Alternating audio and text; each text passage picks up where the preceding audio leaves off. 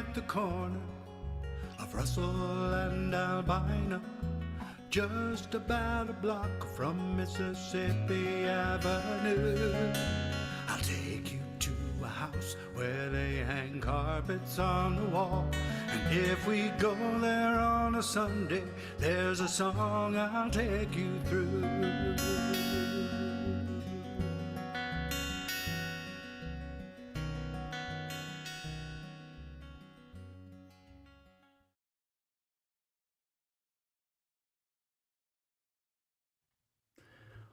Welcome, everyone, to our Cinco de Mayo 2024 edition of Open Mic America.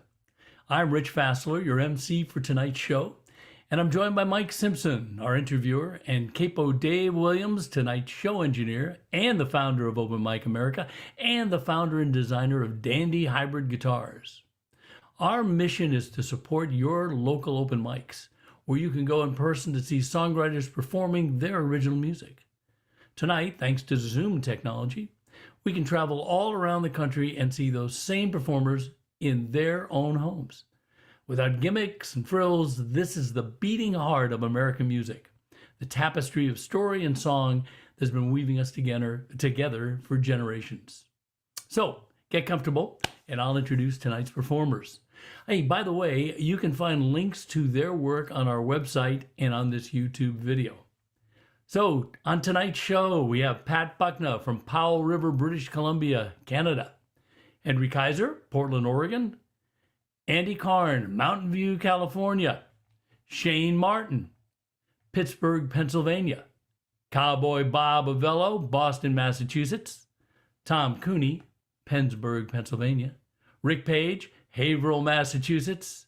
Bet Paget from lovely Raleigh, North Carolina. And Mark Bishop Evans from Phoenix, Arizona. So our first performer, Pat Buckner, is, of course, from across the border in lovely Canada. Pat performs monthly at an open mic at the Cranberry Hall in Powell River on the last Sunday of every month. He recently released his first new digital album in 41 years called Singing My Song for You. And you can find out more about that at starbuckna.that's starbuckna.bandcamp.com. By the way, he recorded, mixed, and mastered that at his studio, High Road Recording on Texada Island. So, Pat, take it away. Alrighty, thanks, Rich. This is a tune about my dad.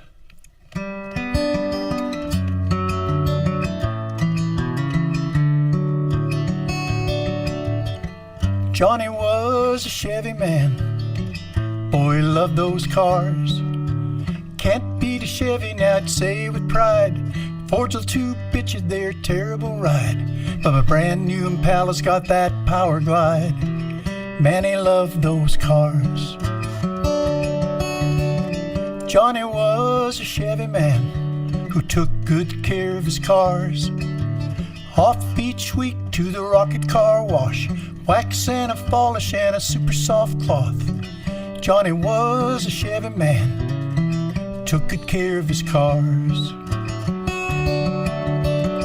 Johnny was a working man, he labored his whole life.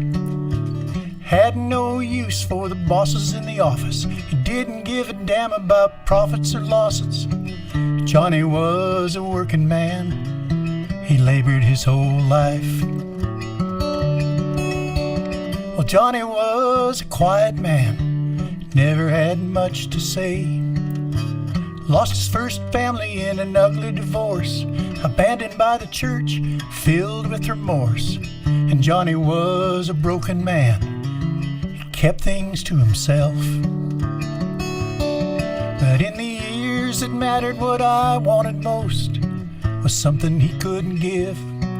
An encouraging voice, an outstretched hand, something other than a reprimand, something to help me understand I mattered as much as his cars. Yes, Dad was a Chevy man, boy, he loved those cars. The cars meant more than I ever did. If cared at all, he surely kept it hid. Dad was a Chevy man. Boy loved those cars. Today I drive a Chevy, but it's just a car. It gets me to places where I need to go. It's old and it's rusty and I really don't know how much longer it can stay on the road. And it's just a car. Dad was a Chevy man. Boy, he loved those cars. Yeah. Cool. Hey, Good song. great song, Pat. Thank you. Well, I couldn't get away with singing a song about my dad without singing a song about my mother. This is called Waltzin' with My Mother, and it's also on the new album.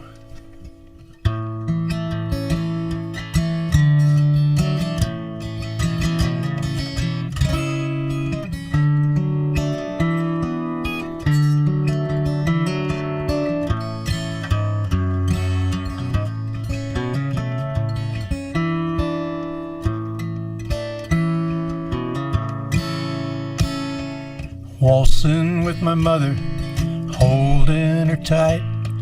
If only I danced with my mother that time, I know she would have loved it, I know she would have cried. If only I'd waltzed with my mother that time. And it's 1, 2, 3, 1, 2, 3, dip, swirl, and glide. 1, 2, 3, 1, 2, 3, hold on so tight.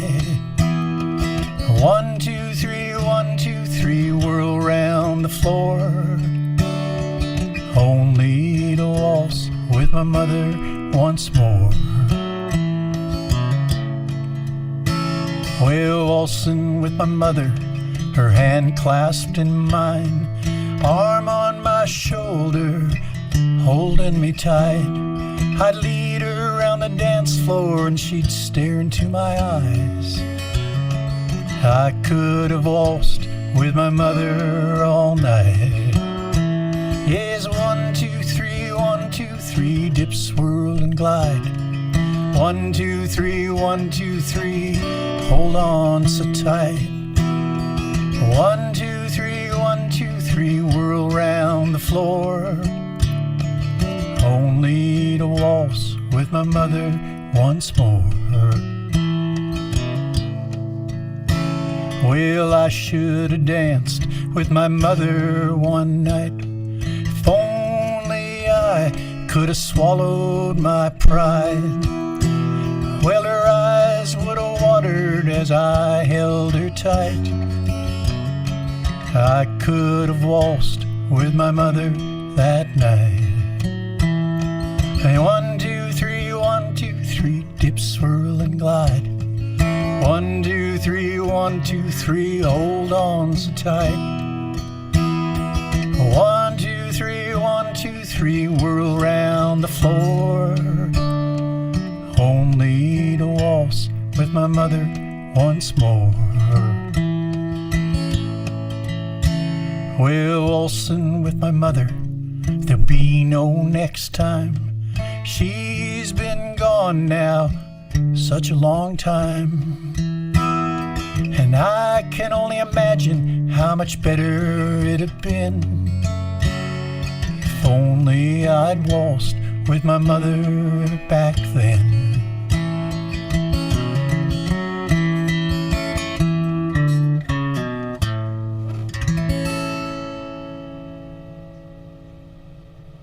Wow. Beautiful song. Pat. Beautiful song.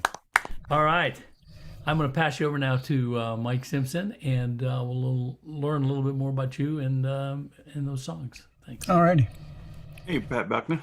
Hi, Mike. Been a little while since I've seen you. Pat Yes. and I, full disclosure, I've forgotten the name of the open mic, virtual open mic that Pat and I occasionally both play at, but Oh, that's the Yosemite Songwriters Retreat, that's right. I think. It's Yeah. I should have remembered that. Anyway, yeah, I heard that first song then, and I was thinking, in fact, about that song. I did a little research on you, looked at some website stuff. It says that you used to host house concerts and stuff, and you stopped it because of COVID. Are you thinking about returning to that at any point? Well, we still got our own little batch of COVID in our town here. It's a small little town, and we used to have 40 people in our living room, and so it's a little close quarters. So I kind of decided, that it probably was just best not to do it at the home, in our home anymore. Somebody else is taking it up though, and is doing the house concerts here in town. And we have a lovely little community hall called the Cranberry Hall, holds 70 people, and it's very intimate. And so a lot of the touring musicians come through and play there. All right. Well, very good. I'm glad to see that the resource itself still exists, even if it's not in your lovely house. So as I was looking through your website and some other postings I found on you online, I looked into your photography, and I have to say that I had a sense that there's a real kinship between your eye and brain, and your ear and your brain. Your photography and your songwriting both seem to me to have sort of a common root. What do you feel about that? Well, that's very observant, because most of my songs start with a picture in my head, and or on the guitar they start with a riff or a lick, but it pretty quickly turns into an image, and so I like to visualize my songs, and that's an important aspect, I think. I'm more interested, of course, in the emotional side of things, but the pictures are there, I hope, as well. Yeah. That's nice. You ever have a picture that you came back to, and then later on it helped to generate a song? Well, it's interesting. I've just entered a thing that's happening at the end of the summer in a little coastal community called Gibson's Landing, just south of where we live, and they take visual artists and musicians or writers and put them together. And of course I've written a memoir, and so I've gotten together with a photographer over on Texade Island where my studio is, and we're taking one of his photographs, and I'm writing a piece, a literary piece to go along with his photo. And it's a really fun exercise. Years and years ago, I got to work with a poet when I was living up north. I took his poetry and set it to music, and we put out a spoken word album way back in the early 1980s. And so I like that kind of collaboration, between two artistic disciplines. Yeah, that's nice when they can cross-pollinate like that. Yeah. You betcha. That's good. Okay, well, speaking about emotions, there's some tough stuff in Chevy Man. Yep. Well, it was interesting, because that's actually a song that I wrote after I wrote my memoir. And part of my memoir is about my parents and growing up with my parents. My dad was somebody who was pretty distant for most of my life. He was a laborer at a fertilizer plant, and he always wanted me to do better, and I wasn't a manly boy. He wanted to go out and play catch with me, and I would just as soon read a book or hang around and do nothing and play guitar. And so we didn't have the strongest relationship until later. I got to work with him at the fertilizer plant, and I got to see a whole other side of the man who had gone through his own troubles. And of course, when I was writing the memoir, I found out all about family stuff, where he had 2 other kids, before, that I never knew about until I was grown, and so, I've come to appreciate, how good a job he did, despite how distant we were, as father and son. Yeah, it comes across. It's a song that. It is a story song in a sense, but it goes beyond that. It's sort of a photo album again, song. You've got these various chunks that you display very nicely each, and then the Mother's Day song is just sweetness, man. That is just that is so tender. Oh, well, good. Well, thank you. Mm-hmm. I really tried in both songs to sort of capture something about the relationship, even though the song about my mother was totally invented. That was a response to a songwriting prompt at a songwriting workshop, and so but it really made me think about the fact that I never did go dancing with my mother ever. My parents were very non-demonstrative. My mother was kind of over clingy, and my dad was distant, but we never really had that kind of bond, that some people have. Well, thank you for sharing, out of your heart with that stuff with us. And I hope that all the albuming and all that kind of stuff goes well for you, and that you'll keep making. I hope to see you again at some Wednesday coming up. For sure. All right. Thanks, Mike. Thanks, Pat. Okay. All right. Yeah, thanks. Thanks, Pat. Now, okay, we are moving down from Canada, coming back in the United States now. And we're going down south a little bit along the west coast to Portland, Oregon for Henry Kaiser. And Henry performs at the Influence Music Hall in Hillsboro, Oregon, both in person and online. Also at the First Tuesday Art Walk, where about 20 or so establishments in Portland display art and play music. And his favorite open mic is Pizzario in Hillsboro. So, Henry, you're up. Thank you very much. My first song was written on June 17th, 2017, which would have been my wife and my 50th anniversary had she lived. We boated with family and friends in Princess Louisa Inlet, and we used to go to a special place and have picnics. And so on this 50th anniversary, my task was to take her ashes there. And so when I got through with that, I told people what I'd done, buried my wife, and they said, you got to write a song. So this song is Peggy's song, and it's written in her voice. She's singing to me as I row away across the inlet after having buried her.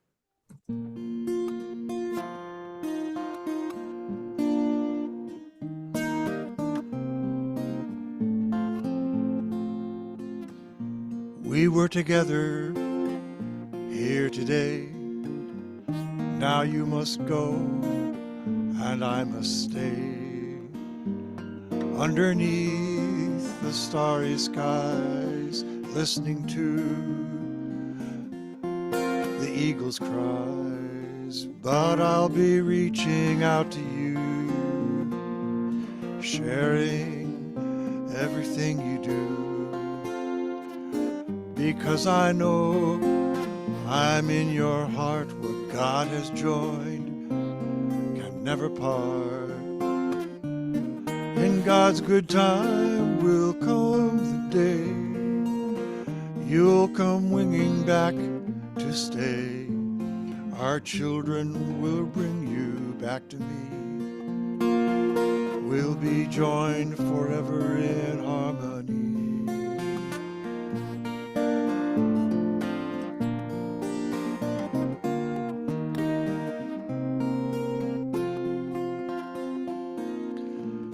We were together here today. Now you must go and I must stay.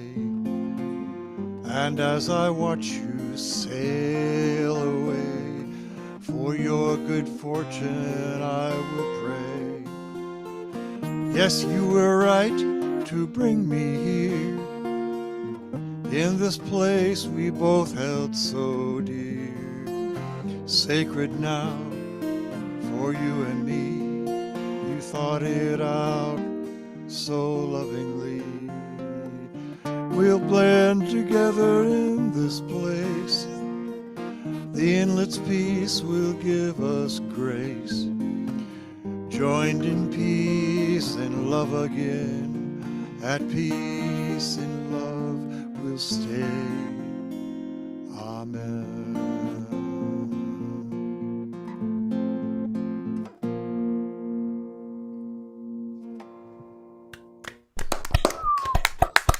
Very nice. Yeah, very nice.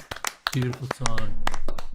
And this next song I wrote when I was in my doctoral studies for clinical psychology, and we dealt with all kinds of mystical things like the soul.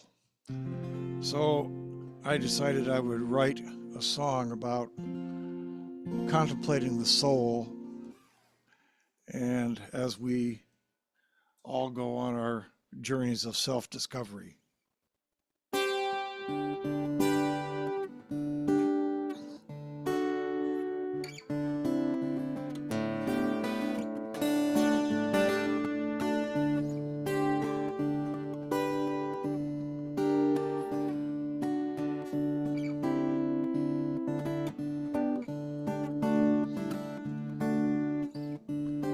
Hello, Mr. Soul,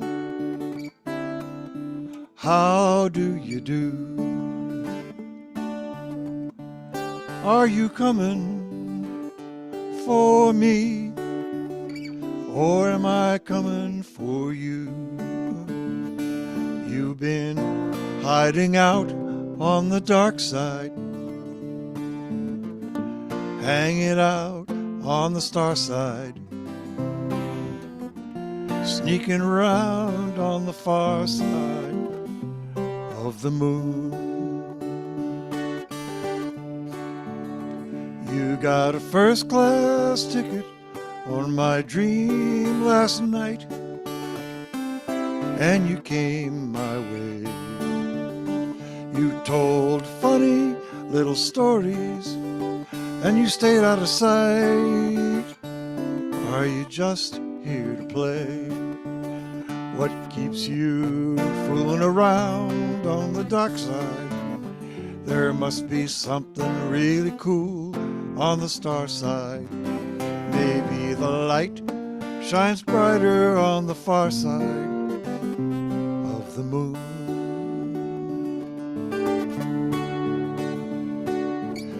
You know I've only got one little life to live, till the next one comes along. So if you've got some advice to give, I'll be right here standing on the ground.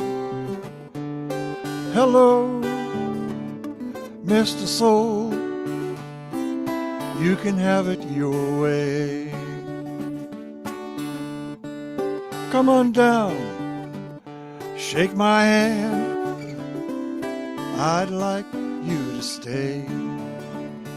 You could tell me all about the dark side, I'd be your loyal pal on the star side. Oh, won't you take me with you to the far side of the moon?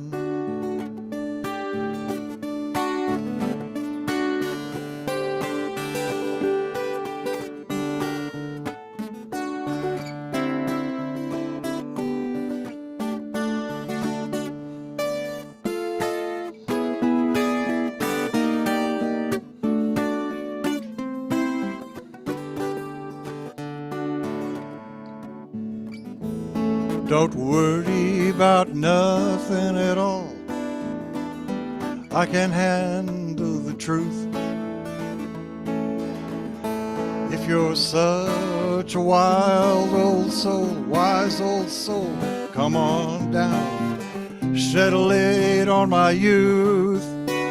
I'm pretty sure it would feel alright if I knew you well.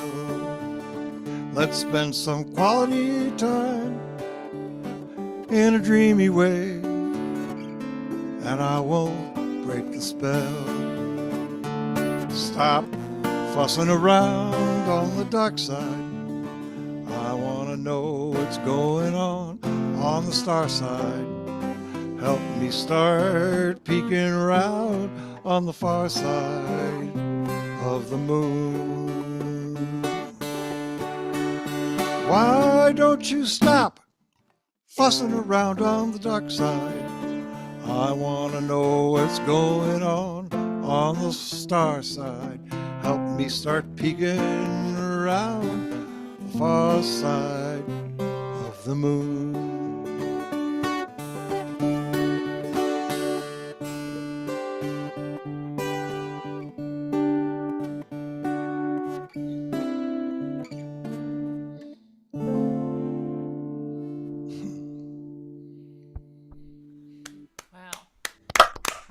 Ah, very nice.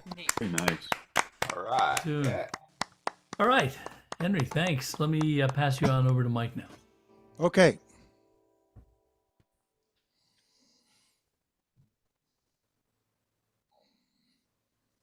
Wait for it. Okay, there we go. All right. Henry Kaiser, you have the misfortune of having a name that completely gets lost in the internet.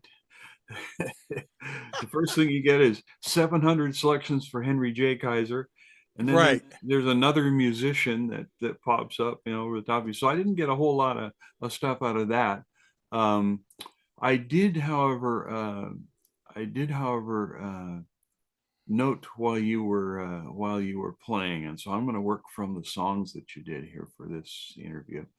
I must say, I really like and I admire being I do a little songwriting myself, and I really like the use of Peggy's voice in the song. What prompted that? How did that come to you to do that move? Well, I wrote a song for both of my daughters, and Peggy never got a song. And so I thought, this is a time for Peggy to have her say. And she was a fabulous wife for 43 years and a great mom. We dated for 5 years before that. And I felt that this allowed her to share that special moment with me. All right. That answers that question beautifully. I also note, and it hit me right away and it stayed with me through the whole thing. You have a very fine intersection of your vocal and guitar styles. Your playing support your singing support your playing. How do you make that happen? What's the work that you do to make that happen? I think the first time I heard something and I said, that's me, was Joan Baez playing All My Trials. And so the finger picking style has always been my way to do it. I learned to lead by playing church music because it's pretty simple stuff, but that helped me get around the fretboard a little bit. And I've also been sensitive to meter and rhythm. So you don't have to play every single string. Most people play the guitar, the 12 string, with a lot of force. And what I have fun doing is turning it into a delicate instrument and make it ring and make it sing and add something to the song. Don't just be noise. Have it be part of the poetry. Yeah, I certainly hear that song leading experience coming out.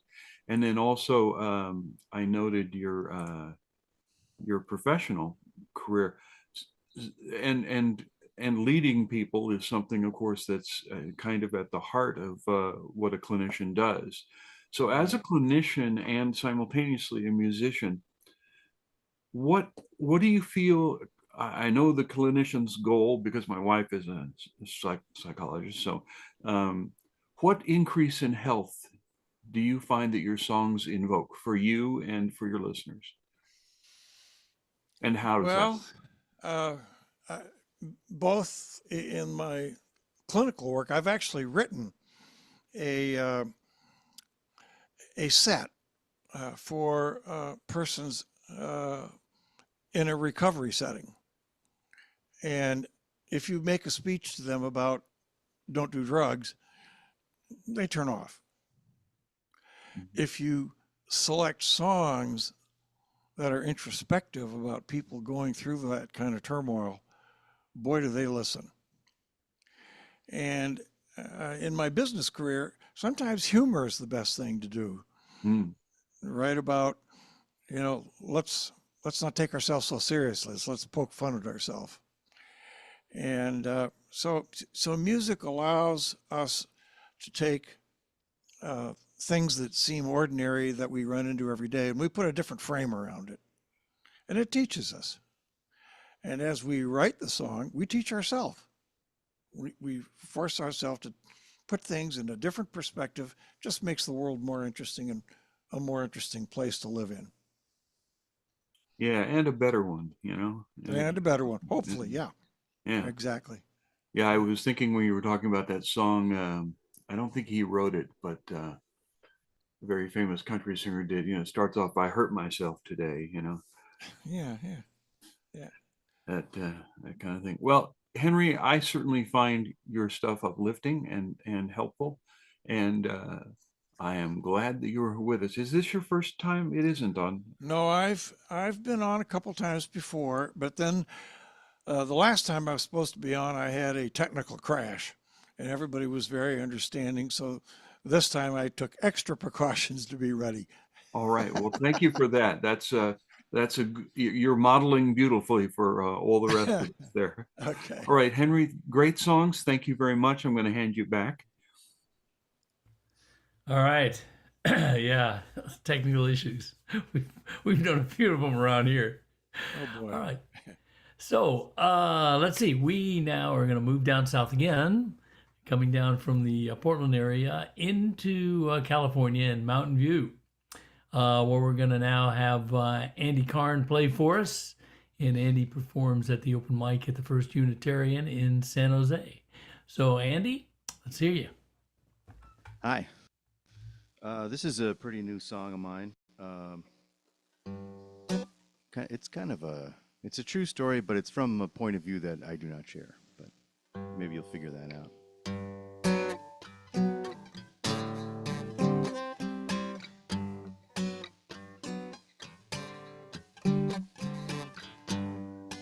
Thursday morning in my little town. The trees have made a mess, why can't we cut them down? The falling leaves drift by my window. Two-cycle engines singing my lingo.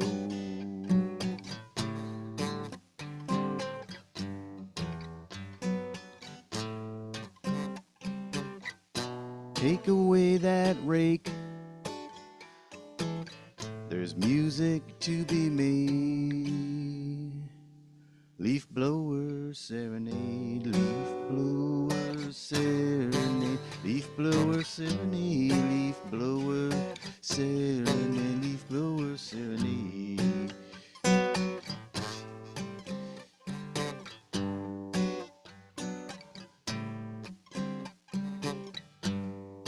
Unsightly droppings from disgusting trees. They're all against the curb, blown there by the breeze. Where should the blowers blow them? I know just the spot. The other side of the parking lot.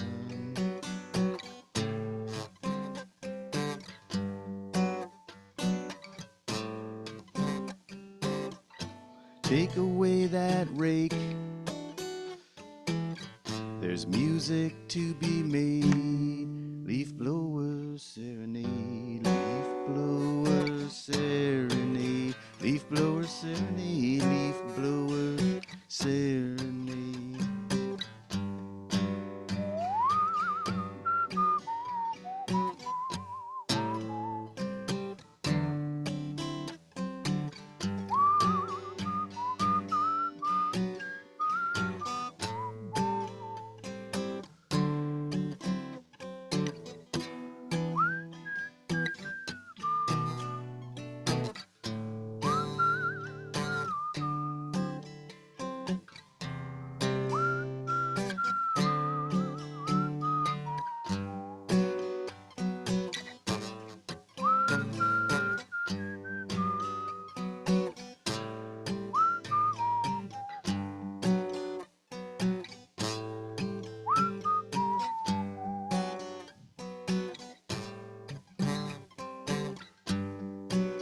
Goodbye to burned barrels, leaves perfume on the breeze. And goodbye clear cutting, nice neat stumps instead of trees. Goodbye sunshine,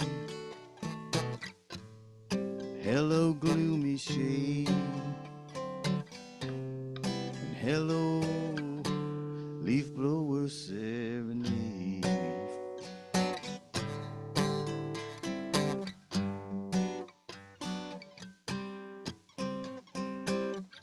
Take away that rake, there's music to be made. Leaf blower serenade, leaf blower serenade, leaf blower serenade, leaf blower serenade, blower serenade, leaf blower serenade, leaf blower serenade.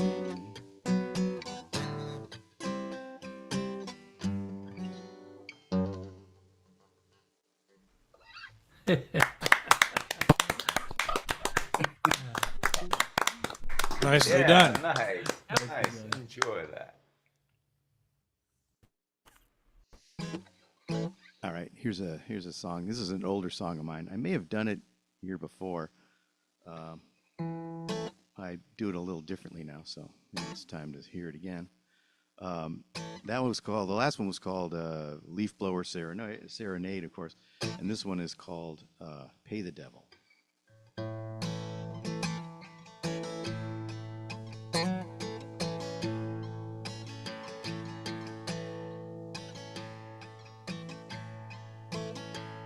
The wind when it blows from the airport smells like kerosene. And from the cookie factory it smells like a chocolate machine. But when it blows off the bay, it smells clean and a little like rain. I stand on the concrete and wonder if I'll see you again. Oh, but don't you know, joy, 'cause I was so close to sorrow. What burns bright tonight might be ashes tomorrow. And what you don't own, you might just have to borrow. Ain't no way to pay the devil to keep him from taking it away.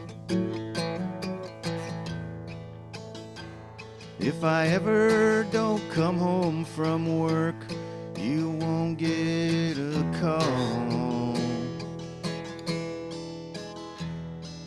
Talk to the lawyer whose number I taped to the wall. Pack up our stuff, take the kids to Ernesto and Jane. This place won't be safe, so never come back here again. Oh, but don't you know, joy, 'cause I was so close to sorrow. What burned bright tonight might be ashes tomorrow. And what you don't own, you might just have to borrow. Ain't no way to pay the devil to keep him from taking it away.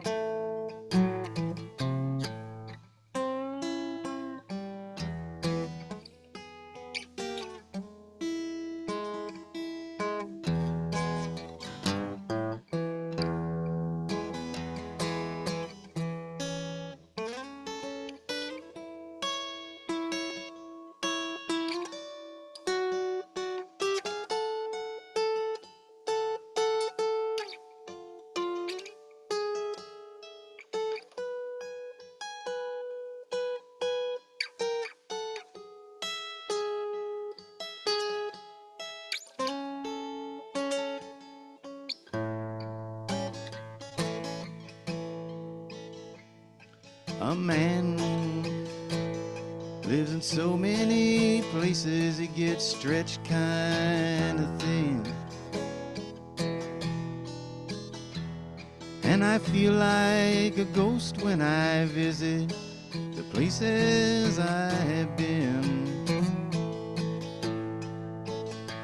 I've been away so long, I don't think I can ever go home. Stand close to me, darling, don't ever leave me alone. Ah, but don't you know joy is always so close to sorrow. What burns bright tonight might be ashes tomorrow. And what you don't own, you might just have to borrow. Ain't no way to pay the devil, keep him from taking it away. Ain't no way to pay the red devil, keep him from taking it away.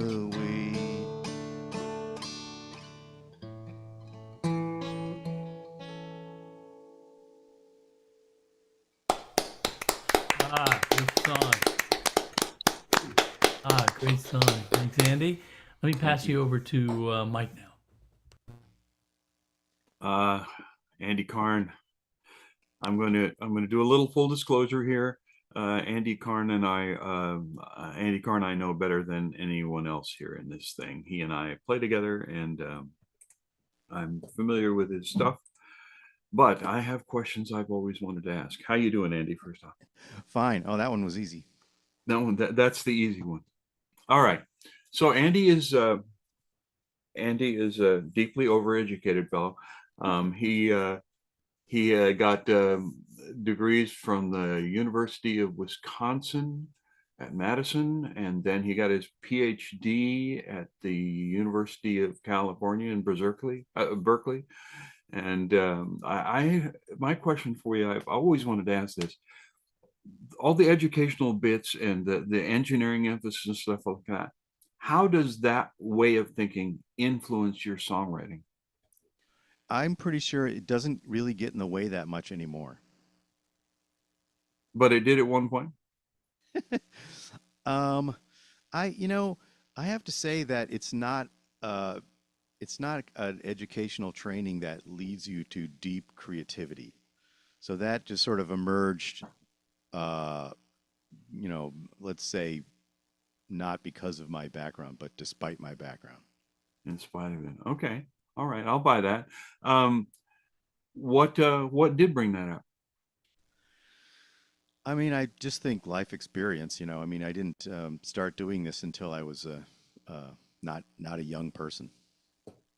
Right. Okay. Makes sense. So, okay, first song.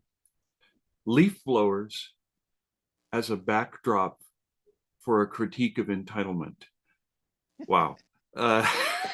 Do I detect sarcasm? Is that what it is? Wow. Well, that's what it seemed like to me. Do I detect a little sarcasm in there at all? I think you should just do what everyone else does and not listen to the lyrics, Mike. Yeah, well, as you know, I'm functionally incapable of doing that.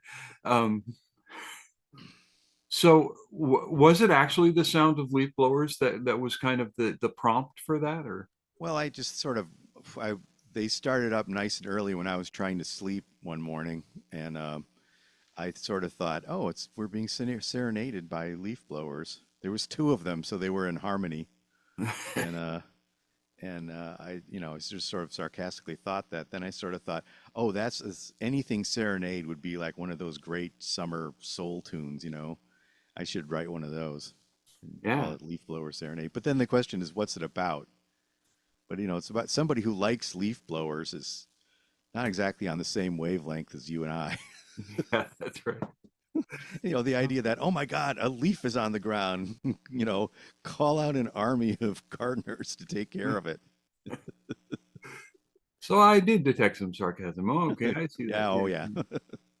Well, and I've noted this before when I've interviewed you on this show, that a lot of your stuff strikes me as coming out of the observation of, you know, near events to you, things that are happening around you. You see them, you read a sign in an aquarium and come out with a tremendous little love song for your wife and things like that. But Pay the Devil is a little different. And I'm aware that I was there. We were working together when you experienced some of the things like the chocolate factory and the smell coming in off the bay there by the airport and all that kind of stuff that's in there. But I have always felt that there's a little bit of like spooky in the sense of, you know, spy spooky or criminal backstory in there. Is that true? Am I detecting something? Well, you know, I'm not really. I don't say in the song, do I? I just let you wonder about it. It's Yeah. something. It's some kind of trouble that somebody has, and it's somebody who probably works in not a very fancy area. And I sort of was thinking of all those kind of limo drivers who hang out down by the bay on the peninsula there, near the airport, you know. And of course, from there, you can smell most of the time you smell the airport and it smells like, you know, Jet A or whatever. And then, you know, but there was also a weird, you know, the It's It factory was there. So you could smell chocolate sometimes. And then, but, you know, on a good day, what you smelled was just, you know, the air off the bay. And it's a big bay and it's clean air. It smells nice. Cool. I mean, there's that guy standing there, you know, in between who knows what jobs, and maybe he's an immigrant, you know, maybe he got involved with the wrong people, you know, who knows? Uh, but you know, he leads a difficult life. Yeah. All right. Well, it's a great song. It's, I think, possibly my favorite of your songs. And then, you know, as people hear you on this show from time to time, they're going to come to realize that there's one genre more than any that sort of has your heart. And I want to know, where does all that honky tonk come from? You know, I wrote a honky tonk song about that, so I'm maybe I aware. should do it on the show. Yeah, you I should. don't, I'm not sure I've done that one on the show, but yeah, yeah. No, we all just listened to rock and roll when I was a kid, and not good rock and roll even mostly. Although the radio had a lot of really good rock and roll in the early 70s. But the kids I knew, you know, all wanted to listen to heavy metal music, and I got as far as, Led Zeppelin basically, and then said, yeah, maybe I'd rather just listen to Dylan, I think. So, you know, what happened to the Beatles? You know, that they were good. So, you know, I went another way. But the country thing really came to me. Well, the first exposure to it was a radio station I listened to when I lived in Madison, and they had a rockabilly show called The Dark End of the Street, and it was just fabulous.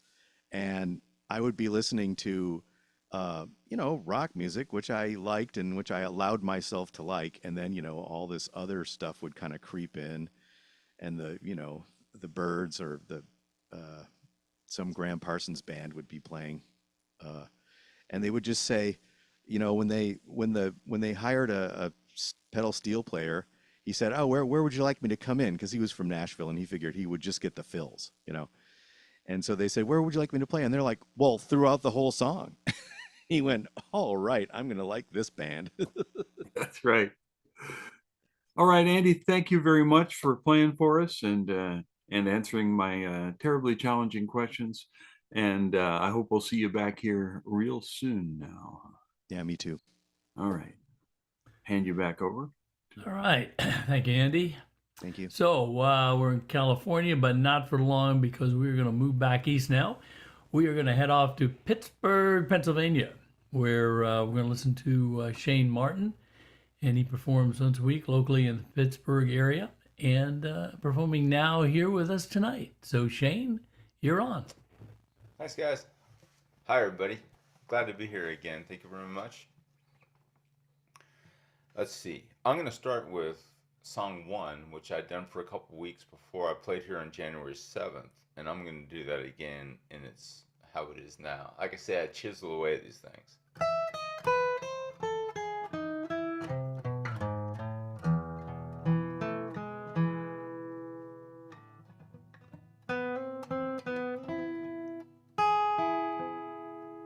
Wait, I'm sorry. I think.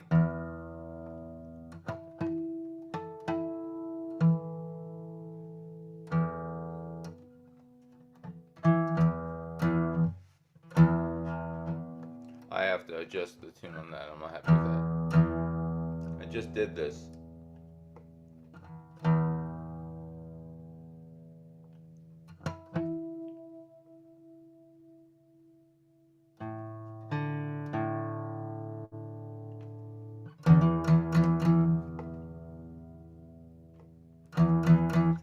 Sorry, guys.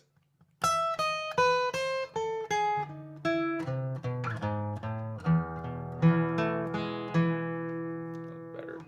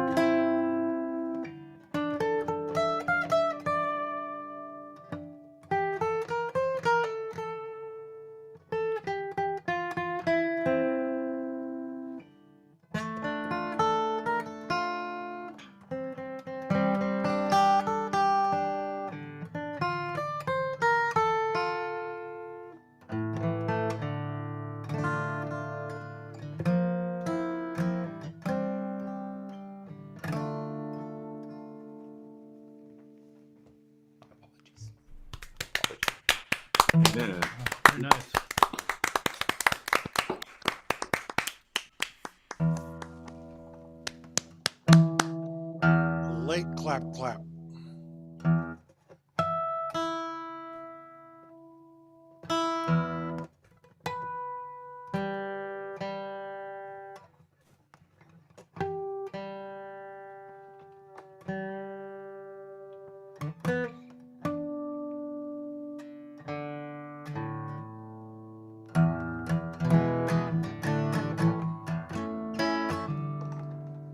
Okay, and here's the second one I wrote this year. And I'm from Seattle, so it's kind of a Seattle feel to it.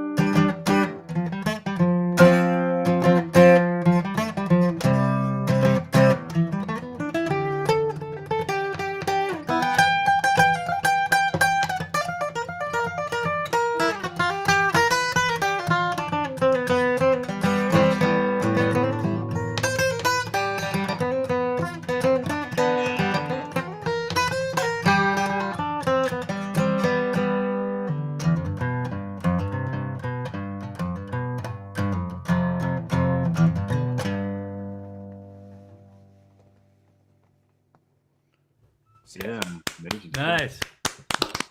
Cool sound. That's the first two songs. Very good. I have more. All right, Shane Martin. I went out on the web. I looked up Shane Martin, and I'm pretty sure I came up with a completely different person. Yep. Yep. I did. You know about that person? Yep. You don't know Kenny Royster, right? No. Yeah, that's what I thought. Well, it's too bad because he gave you a great prop. So where did you start with as a musician? What did you start with the guitar? Is that your Only the guitar. This guitar right here is what I've had. Yeah, cool. I mean, I will say that when I was young, like, you know, when I was young, I tried to play guitar a little bit after getting out of high school. When things were confusing on what my place was in the world, and I tried to play guitar. Then I didn't for several more years, and I got this guitar in 2004, and I've been playing it since. And it actually, to say this, I mean, I don't really share too much about myself, but the fact is, see, I had a severe traumatic brain injury where I relearned to walk and such as that, and just in the rehab center, and mostly it was figuring out how to live life. And this guitar right here got me off all medications, no pain medication, no nerve medication. I still deal with chronic pain, but I got my guitar. Going on 20 years. So what is it in what you're playing? I mean, some of what you do, you're right. There is a little bit of a grunge feel to that second one there. What are you intending to express when you play these instrumental pieces? There's not an intention of expression. Okay. There's just simply how I live and the sounds of what are in this guitar and me with my fingers on it, and it comes out many different ways, and it's why I just play guitar. I just write. Everything I play is my own stuff. I don't copy anyone. Right. It's just because it's limitless, so there's no intention on writing. It's right. There's as many as there are stars in the universe. That's how many options you have musically. All right, I follow that. I will say this though, from the outside, just to give you some feedback on it, I note that you have story-like qualities in how the sections go together and how they move from one to another, and then sort of will sort of reach back and sort of indicate something you did previously later on. So I think you deserve to know that your stuff has that feeling to those of us who hear it, and it's lovely stuff. Thank you very much. I try to make it songs. Yeah. With structure. Yeah. They have the parts of a song, and you must recall them. That's why I say when I chisel away, like at the first song, I chiseled away at that before I played it the first time, and that still continued. I wasn't even close to being finished with it. And if I play it correctly, I think I am finished with it at this point. But the chiseling requires, when you change something further on down, there's a shade that might be altered, that you're going to have to adjust something earlier to match that shade. Mm-hmm. Not just the note or the rhythm of it, but there's a shade and a feel to it. So it's very complicated, but happily I get to do it. Yeah. Well, I'm glad that you share it with us, and I'm delighted to hear you again. I hope the chiseling continues to go well for you, and yeah. And by the way, I just got to pass this on. This is mahogany, spruce top. Mm-hmm. Martin should stick with mahogany spruce more often. Now, there's lots of tone woods, but they do it to get really colorful, flavorful, competing with their competitors. Feeling of it, but mahogany spruce, they can't go wrong. Well, you have a lot of players. You have a lot of players who would certainly agree with you. I know when I had a guitar maker in Virginia make me a guitar. He said, "Well, what do you want?" And I said, "I want a 1937 Martin D18." And he says, "Okay." And so he made me his version of a 1937 Martin D18. I mean, everything is like, and you're right, it's that mahogany and that spruce. It's one of my favorite guitars. Yeah. They got to do it, man. So. All right, man. Well, thank you very much. Keep picking, and we will see you around here again, I'm sure. And I'm going to let you go back with Rich now. All right. Thanks, Shane. So here we are, about halfway through tonight's excellent show, with 5 more really great performers in the wings. I've heard them, they're great. And you're wondering, how can life get any better? Well, how about a chance to win one of the coolest new acoustic guitars around? That's right. I'm talking about Dandy Hybrid guitars designed and built by Capo Dave Williams. And you know what? getting a chance to win one is easy. Everyone connected with the OMA show, Open Mic America, performers and volunteer hosts, will get a ticket with their name on it dropped into the official fishbowl for a drawing held on December 15th of this year. That's right. Perform or be a host on one or more of our OMA shows, and you could win your very own handcrafted Dandy hybrid guitar. And the more you perform or volunteer, the more chances you get. And, you know, you may question, why do we call it what do we mean by calling it a hybrid? Well, imagine if a good arch-top guitar got married to a Martin D28. Their offspring would sing like a dandy guitar. But wait, you're actually going to hear a dandy tonight when Bette Paget plays her dandy that she won last year. So stick around for that. And for more information on this innovative guitar, check out the link at the bottom of the openmicamerica.com homepage. And good luck. So we now are going to move to Boston, Massachusetts. And we're going to listen to Cowboy Bob Uvello. And he performs regularly at the Union Brew House. And this coming Wednesday, he's performing at Ultrasound Studios for a friend's album release party. So, Cowboy Bob, take it away.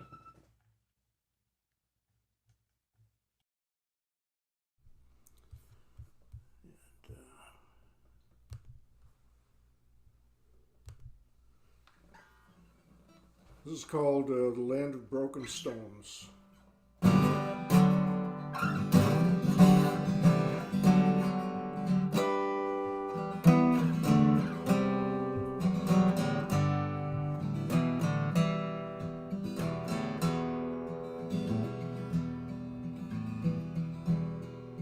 In the reservation store, she said to the Navajo man, I'm sorry that my people stole your people's land. Looked at her through eyes black as raven's wing. He said in reply, $45 please, will there be anything else I can do for you? Decide what this all means, I got nothing more to say.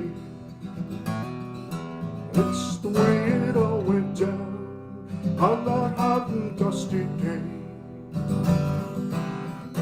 In the land of broken stones.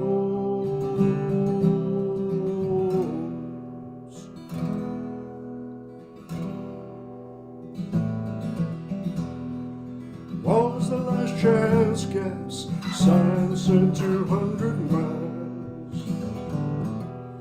So he pulled in to fill his tank to find him something cold. The old man approached, his face as creased as the red rock folds. I can pump my own cash, you know. What is it in reply? Will I be high or low? Will there be anything else I can do for you?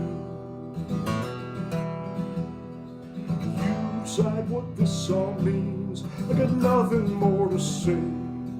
It's the way it all went down on that hot and dusty day. In the land of bleaching bones.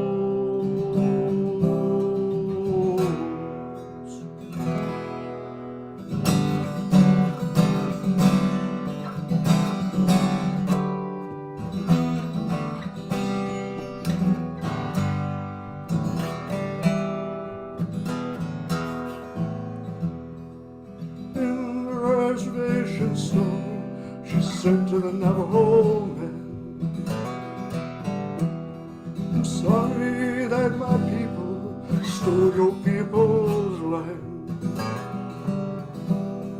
He looked at her through eyes black as a raven's wing. $25, please. Will there be anything else I can do for you? Decide what this song means. I got nothing more to say. It's the way it all went down on that hot and dusty day. In the land of broken snows,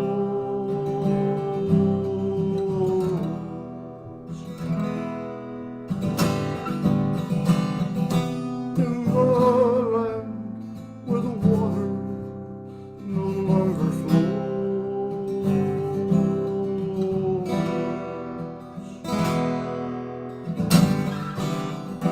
In the land where broken dreams take their hold.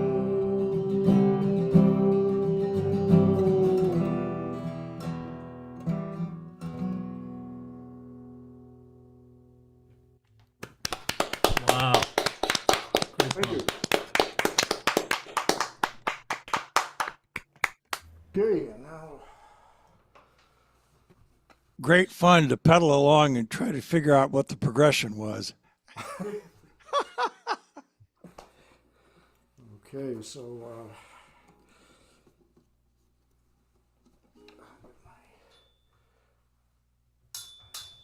able assistant will turn the amplifier on now.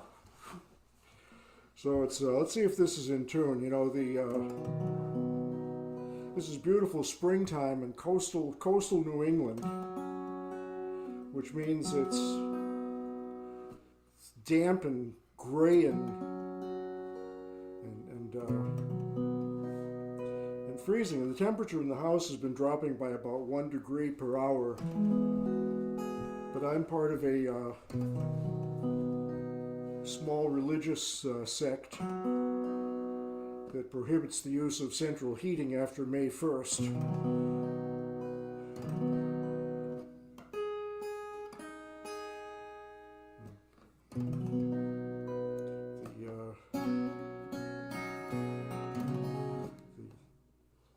The mantra is put another layer on.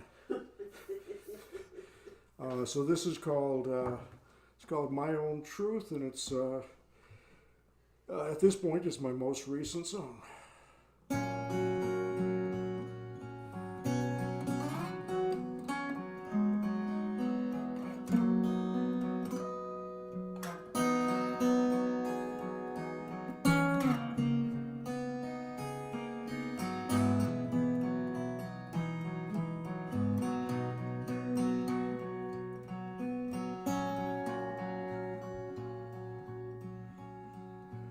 It's been quite a while since anyone stopped on by.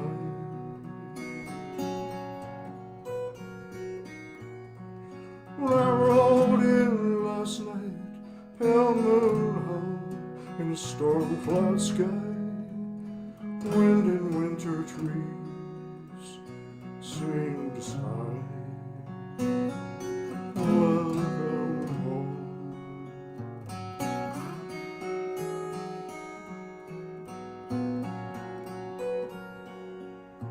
Poured myself a drink, I built a fire, kicked off my boots.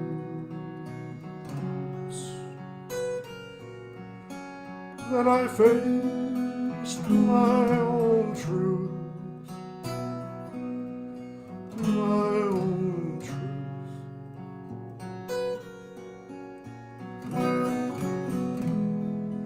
All right on my own, but I'd rather return to someone home.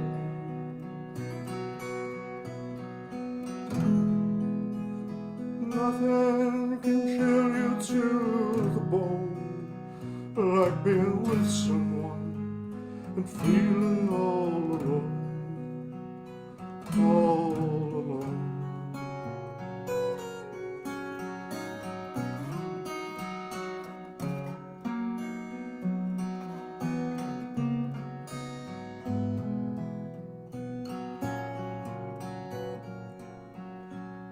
I poured a second one, put Tyson on the stereo.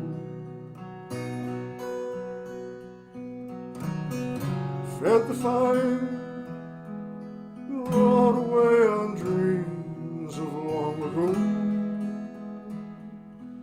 Long ago.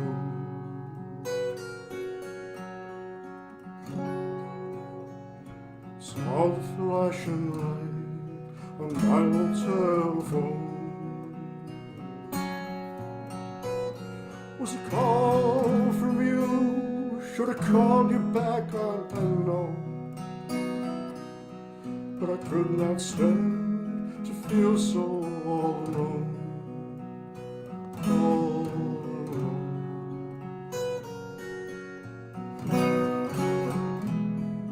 I'm all right on my own, but I'd rather return to someone home. Nothing can chill you to the bone like being with someone and feeling all alone. All alone.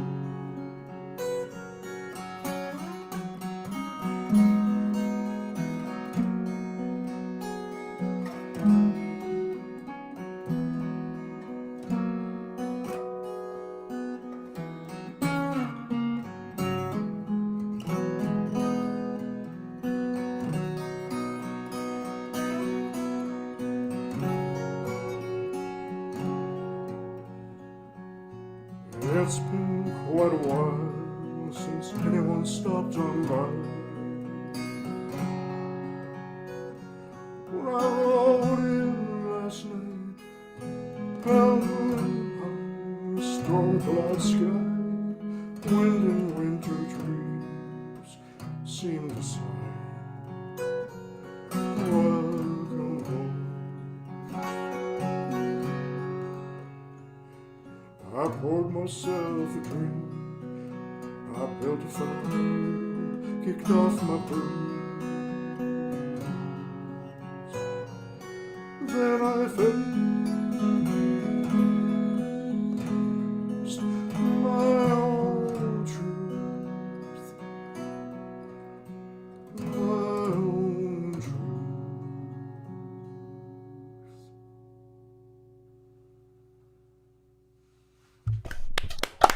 Wonderful, wonderful. Song. Lovely stuff. Very nice song. All right, thank you, Bob. Let me pass you over to Mike.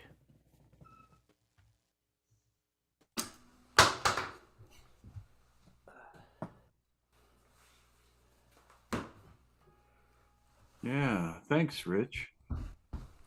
Very, very, very interesting stuff, Bob. First, I'm going to start with a little humor here. There are not a whole lot of cowboys in Boston. So I see that you have the hat. Do you have any cattle? Guys, In your songs, maybe. Do you have cattle in your songs at all? you know that they're stubborn. Well, they're shy. They're shy. Yeah, they're afraid you're going to milk them online here. I have a friend who has cattle. Does that count? I think it does. Okay. I certainly accept it. What is the most frequent? What most often is something that sparks a song's genesis for you as a songwriter? Well, I'd say the majority of my songs are, not sure what the right word here is, true, honest, personal. They're things that are in my life going on. But then every once in a while, that first song that I did tonight was inspired by some time I spent on the Navajo reservation and observations that I made, and every once in a great while I'll dip into some political writing, but not too often. So I'd say that's probably the best answer I could come up with. Yeah. So the first song, I love the uncommon point of view. You know, the reversal sort of that's in that. And as I personally feel, and I think a lot of people agree with me, one of the responsibilities of songwriters is to point out when society is incorrect, and to try to bring truth forward. And in regards to admitting wrongdoing is such a first step in unbreaking anything. I really like that, how your song approaches that.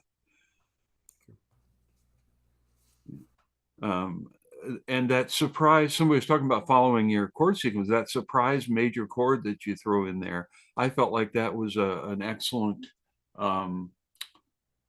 sort of a little flash of that notion of, you're in the minor, or you're in the down, and all of a sudden the major chord is like you're repairing it, renewing it, kind of thing in there. How did that come to you?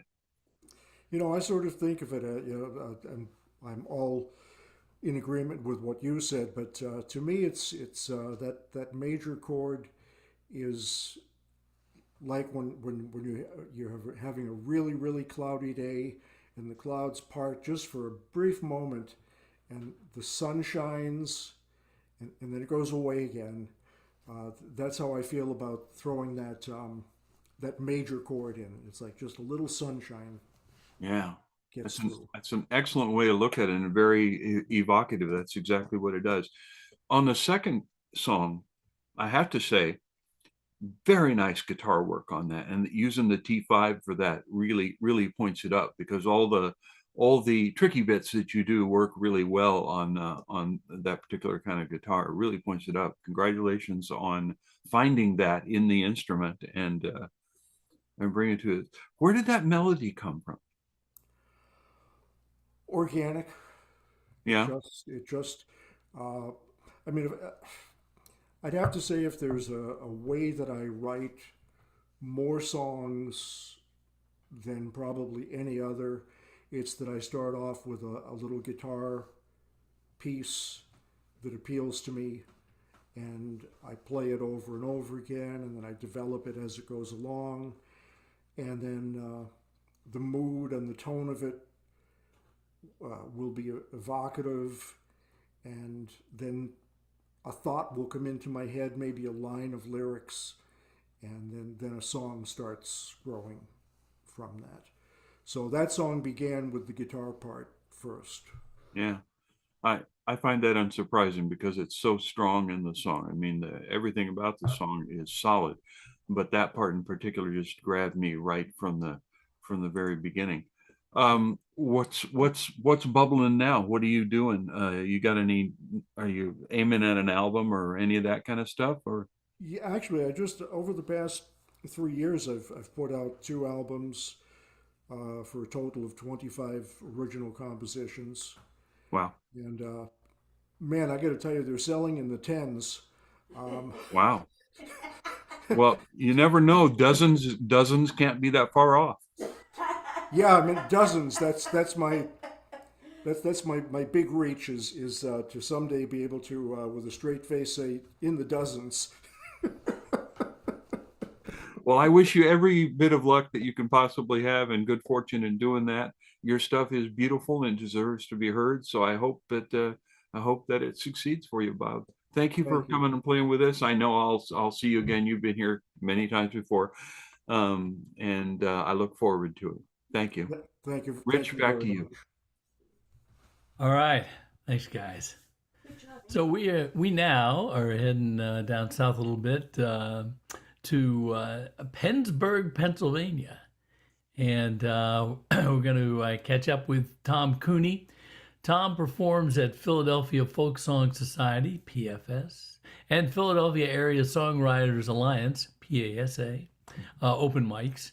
But the really cool news is that the single title cut to his Dancing on the Moon has been awarded as a finalist in the 25th Annual Great American Song Contest.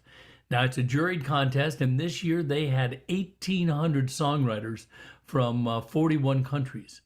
And 150 songs were selected as finalists, and he's one of those. So for more information, you can get it at Tom Cooney, TomCooney music.com, and Tom Cooney the number one, at bandcamp.com. So, Tom, you're on. Oh, thank you, Rich. Kindly for mentioning that. It was a real big surprise. We songwriters kind of toil away in obscurity, and we sometimes submit our stuff for contest, and it's nice when that rare recognition comes along, and thank you very kindly for mentioning it. It helps feed the energy we all need to keep writing, which is a good thing. So this first song is about a protagonist, a woman who's spent time recharging her life and re-energizing slowly.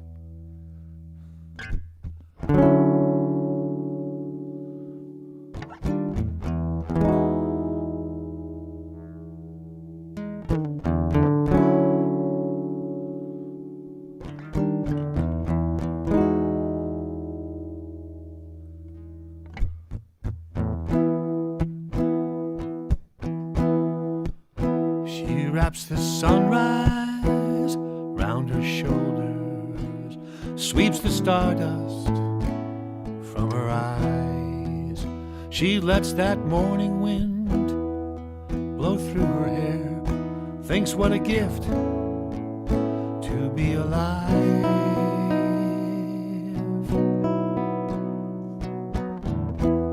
Alone but never lonely, she treasures the peace she's found. The expectations, the hurt, the anger, they lay hard on the burning ground. Well, she's the diamond in the deep, dark rough. Well, she's sheltering a true, burning love. She's learned to do what she loves, love what she does. She's ready for the wonder of love's honest touch. She's the diamond in the rough.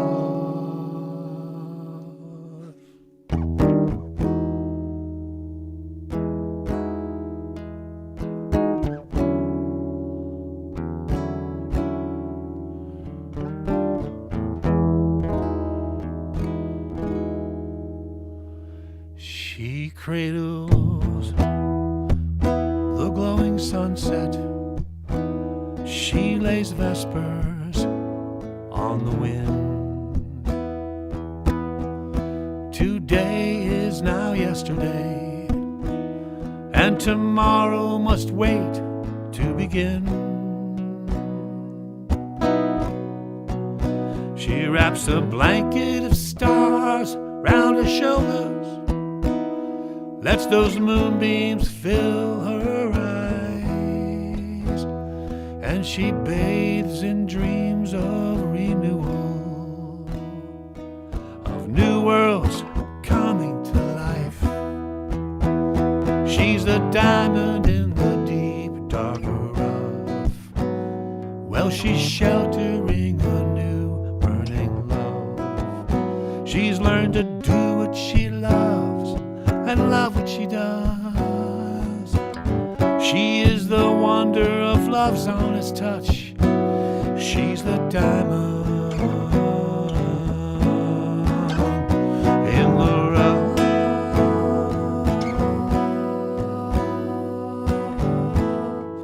Sheltering her love. She's learned to do what she loves. She loves what she does. Now she's the wonder of love's honest touch. She's the diamond in the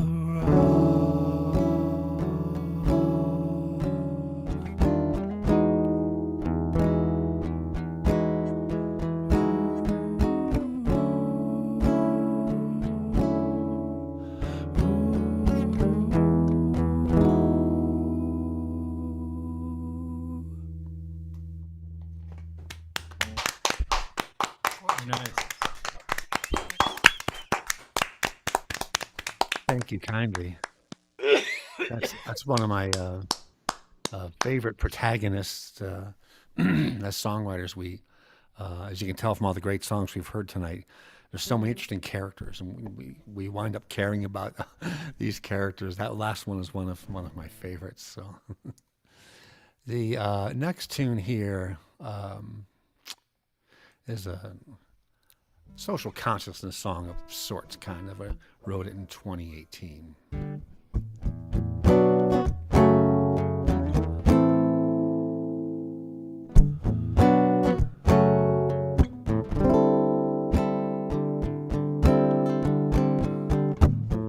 When somebody's heart is broken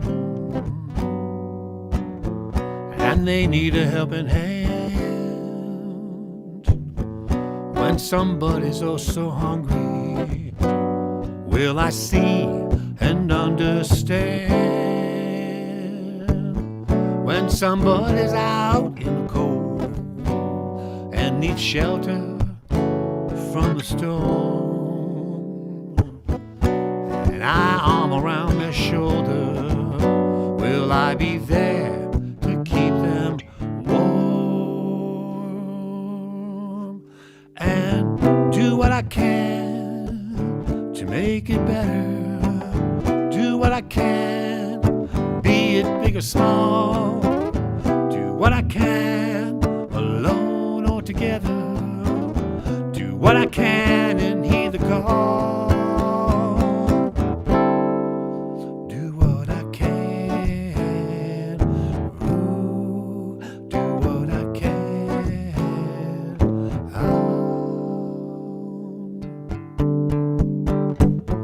Might be just in my small town or halfway around the globe, might be helping just one person or helping this world save its soul. I may have very few things that are truly that I can share, but are they really mine at all? Do I really, really care? To do what I can to make it better, do what I can, be it big or small, do what I can, alone or together, do what I can, do what I can, heed the call. Do what I can, ooh, do what I can, do what I can, ooh, do what I can,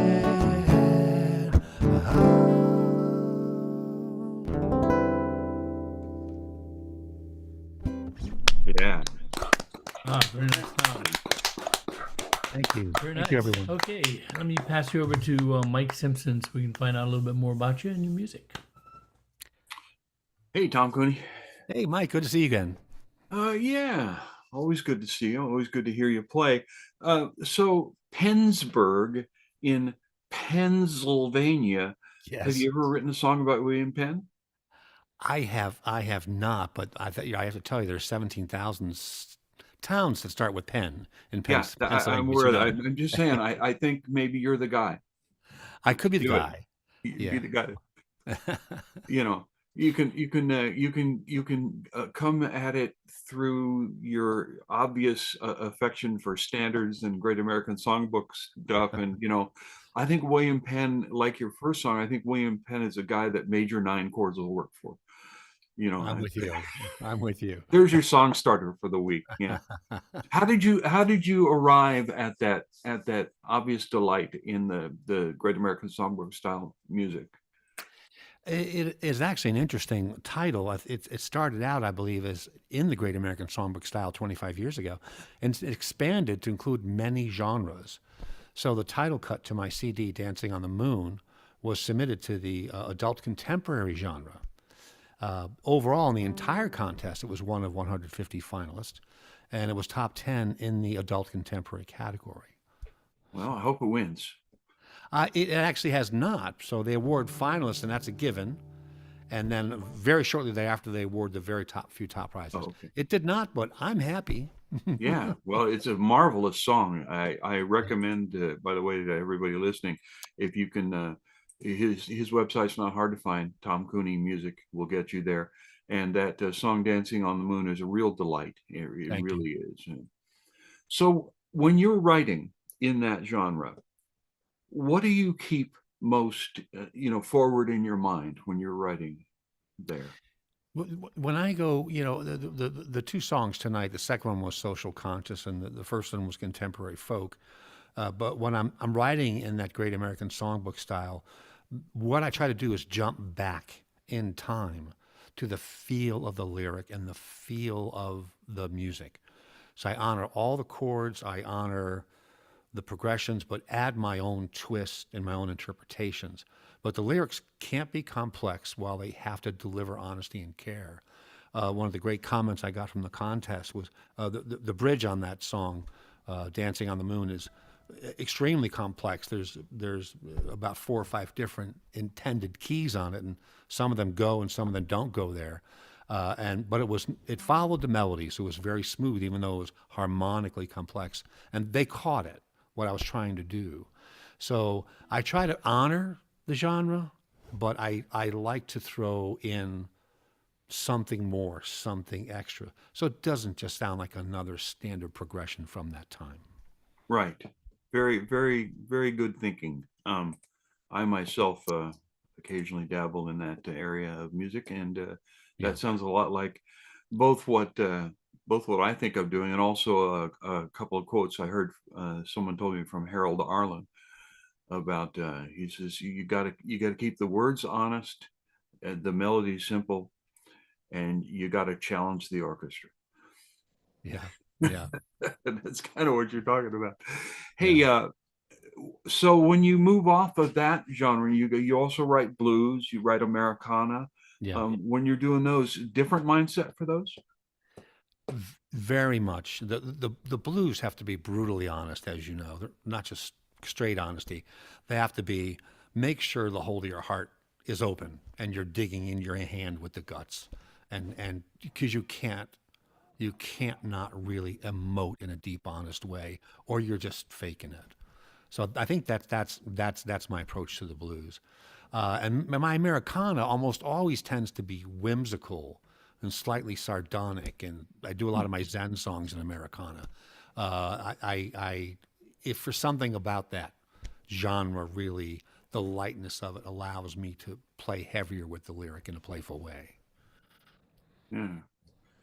So other than William Penn, charger, sitting in a precarious situation. oh, somebody popped in and hopefully popped right back out. Okay. So other than William Penn, which is really is your duty, I think. What is there a genre that you haven't really written in that you really wish you could? Well, it's funny. A great keyboard player who's on that title cut and is on my first album and on my second album, which is about 80% done now, is Gene Galligan from North Carolina, a great keyboard and synth player. And he was a professional keyboard player and bands and lounge and every kind of thing for his whole life. And he's now semi-retired, but still playing. And he was ripping online on an online gig the other night. He was ripping some high-speed funk that I've never heard him play. I love funk. I know all my funk chords, probably like you. We could fake the funk, but I was just so blown away that I told him I'm going to write a funk song. We're going to get the funk. I think William Penn was kind of funky. He was funky. You're right. I see a convergence happening here. I see greatness coming. Tom Cooney, great to talk with you, and I love the music. Just keep doing it, man. Keep doing it. Appreciate it. Hey, Tom, were you dancing on the far side of the moon? I was. That's why no one was laughing. All right, back to you, Rick. All right. Okay, listen, let's move down. Well, where are we moving to? We're moving to Massachusetts, Haverhill, Massachusetts, and we're going to catch up with Ric Page. Rick performs at North Reading Community Coffee House in North Reading, Massachusetts. The Duncow Acoustic Club, that's a virtual open mic from the UK. One Broadway Collaborative in Lawrence, Massachusetts. Muddy Waters Pub, that's Mike's open mic. And I'm not sure I can pronounce this. Methuen, Massachusetts. I'm sure I murdered that. Methuen. There you go. Okay. You can tell I'm not from there. The Desert Southwest open mic, Tucson, Arizona. Eagles Revisited open mic in Taunton. I got Taunton right. I grew up I was born in Massachusetts, in Taunton, Mass. So Rick, take it away. Thank you. Well, if you were born in Massachusetts, then you should know how to say Methuen, but we'll cut you slack. Okay. This one is called Harmony and Peace.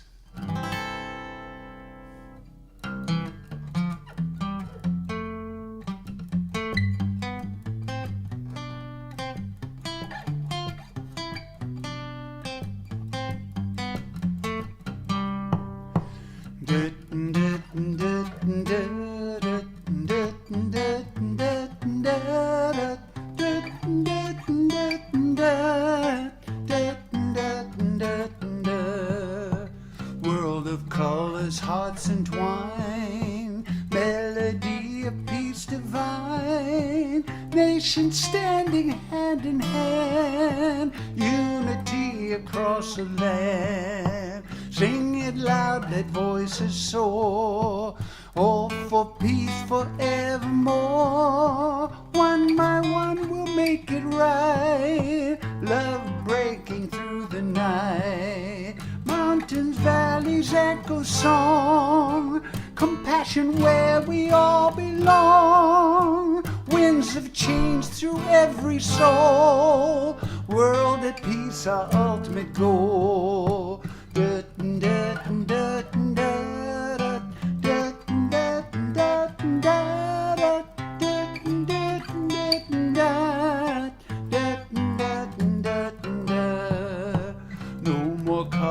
Gentle light, light us to this darkest night. Take my hand, we'll find a way. In this love, peace will stay. Cross the nations under sky. Hope and understanding fly. Different voices, the same plea. All for peace for you and me.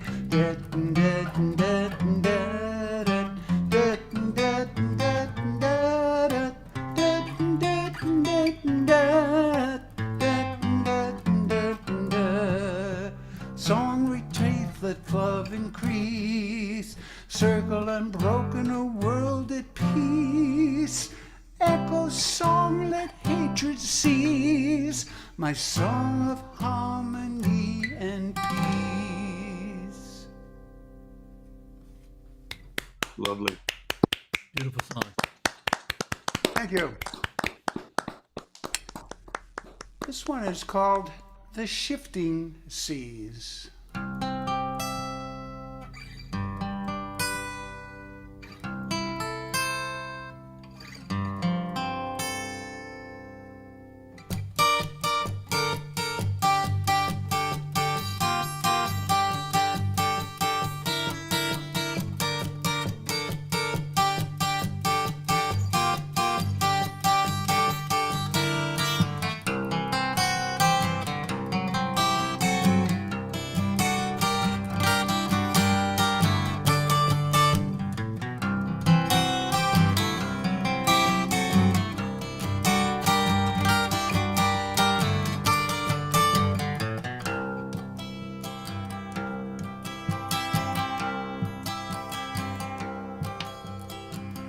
In the stillness of the night, beneath the moon's soft glow, the shifting seas whisper secrets only sailors know.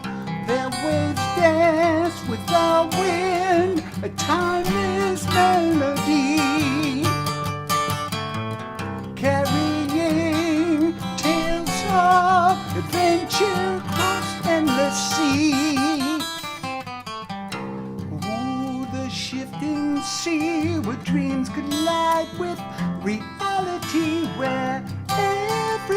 crest and trough holds a piece of destiny. In the ebb and flow we find our journey's key. Lost and found upon the shifting sea.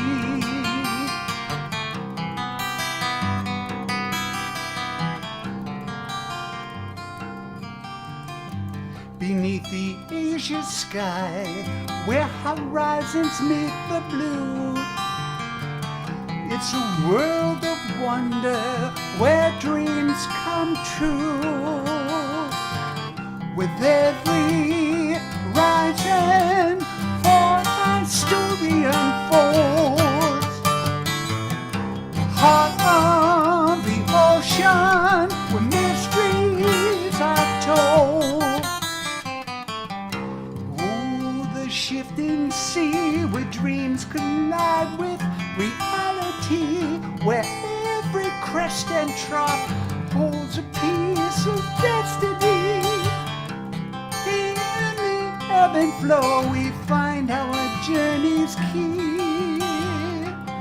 Lost and found upon the shifting sea.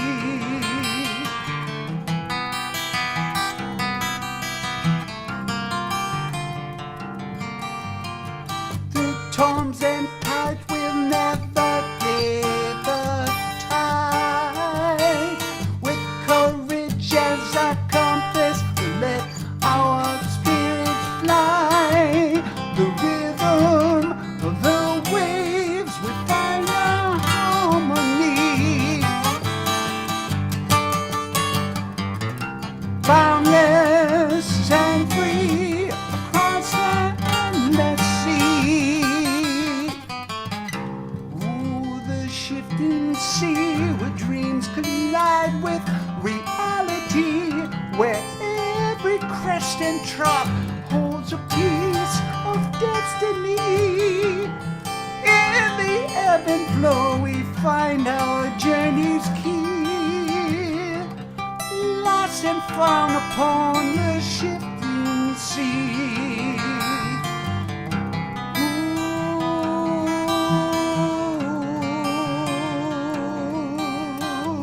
Let the currents carry us to lands we've yet to see. For in our hearts we'll always wander upon the shifting sea.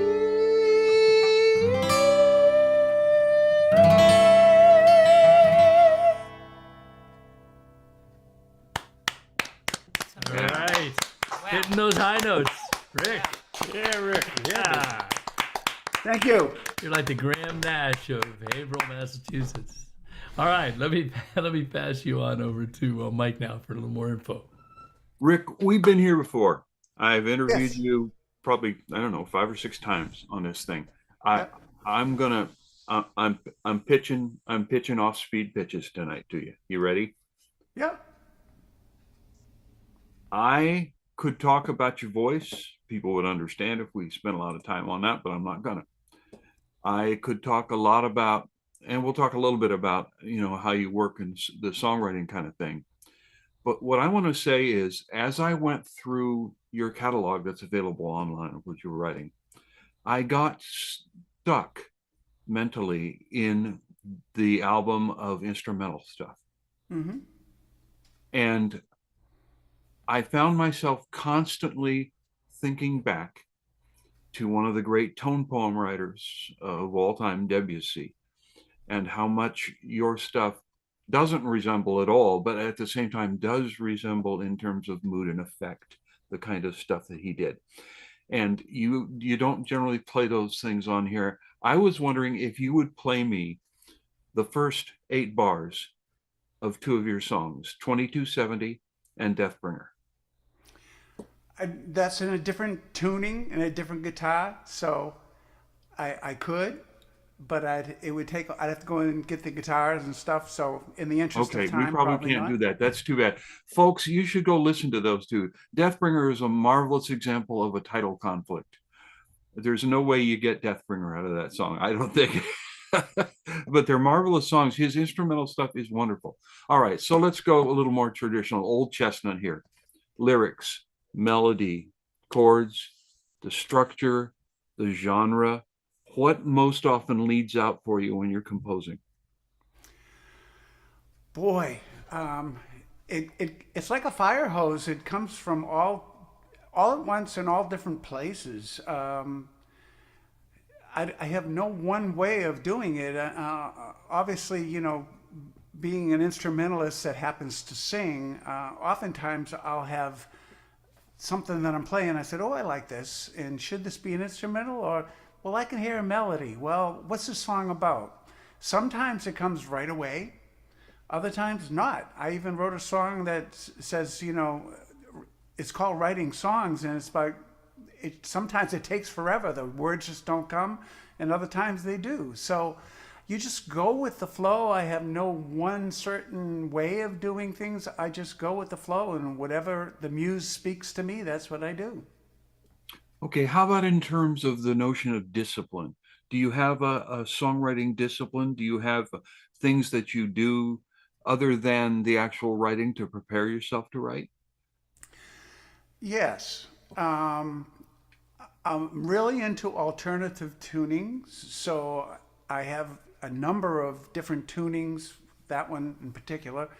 And when you have a new tuning, you really don't know anything. And if you remember back when we first picked up guitars when we were much younger, we didn't know anything, but we knew what sounded good. And so when you're playing with alternative tunings, you'll discover shapes or chords or modes depending on the tuning, and you'll say, oh, I like that progression, I like that. And then for me, within the music, I hear melodies, and sometimes I'll vocalize the melodies, and probably nonsense words, but sometimes they fit. And sometimes, hey, this is telling me that this song is about this. And it's not always the same, but oftentimes it is. So there's really no discipline other than just going with the flow. All right. Well, there you go. I am always delighted to hear you play and sing. What was the tuning that you used there? It's called New Standard Tuning. It was developed in 1983 by Robert Fripp from King Crimson fame. Yeah, I thought that might be what you were playing. It's C, G, D, A, E, and G, and it's quite different. It's fourths. It's in fifths, where most guitars are mostly tuned in fourths. This is tuned in fifths. It's really crazy. It's like, my God, what a weird way to play this scale. It's all over the place. But once you figure it out, it's like, this is cool. Yeah, you get a lot of, I hear you getting into a lot of nice tenths in there, for example, in that last song that you did, and that was nice. All right, Rick, always a pleasure. I am sure I'll see you again, and I wish you well. Album preparation level, where are you in the next album? Well, to echo Bob Uvello's thing, you can spend all this money on a CD and you don't make any money off of it. Right. No one buys CDs anymore. Everything is online and free. So I just record things and put them on Bandcamp or put them on SoundCloud, whatever, and that's where people can go listen to it. It's great if, they say, hey, you got a CD? Sure I do. I got, as Mark Bishop Evans says, it's a million seller. I have 1 million of them in my cellar. That's right. All right. Well, thank you very much for your time, and thanks for coming and playing for us, and we'll see you again. I'm going to turn you back over to our host. Thank you. All right. I love that. 1 million seller. Okay. All right. Well, we now are in for a treat. We are going to go to Raleigh, North Carolina. We're going to hear Bet Paget. And Bet performs at a folk project Monday night song circle and Unitarian Universalist, did I say that right? Fellowship of Raleigh Coffee House. And listen to this, she was chosen for an official showcase at the Southeast Regional Folk Alliance, that's SURFA, next weekend. And that's pretty damn exciting. And plus, even more exciting, she's going to be playing one of Dave's dandy guitars tonight, so we get to hear what that sounds like. One that one of us could win. And we're super excited about that. So, Beth, take it away.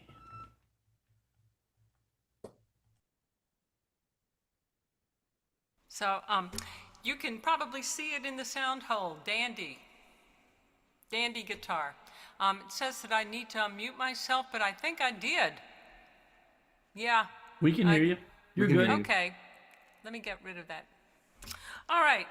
So this is a special request to play a heritage song. I didn't realize it was a heritage song until Dave Williams, Capo Dave, told me that it wasn't, so I did a little research also and found out that Deep River Blues was written 100 years ago by Eddie Green and Lucille Marie Handy. And it was recorded by Doc Watson of North Carolina.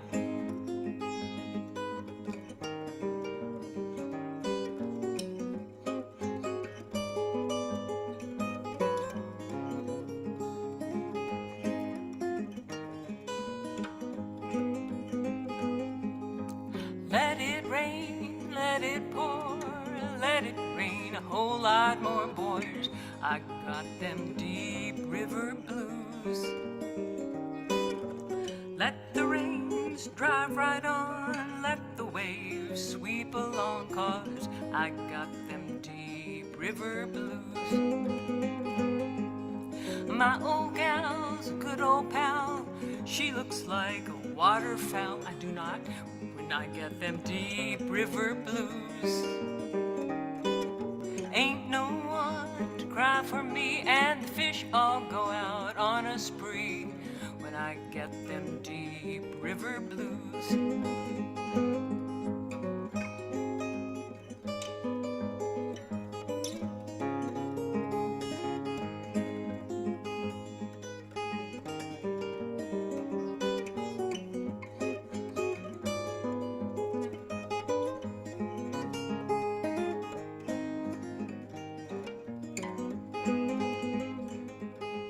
Give me back my old boat, I'm gonna sail it if she'll float when I get them Deep River Blues. I'm going back to Muscle Shoals, times are better there, I'm told, when I get them Deep River Blues. If my boat sinks with me, I'll go down now, don't you see, 'cause I get them Deep River Blues. I'm going to say goodbye, and if I sink, just let me die, 'cause I got them Deep River Blues. But let it rain, let it pour, let it rain a whole lot more, boys. I got them Deep River Blues. Let the rain drive right on, let the waves sweep along, 'cause I got them Deep River Blues.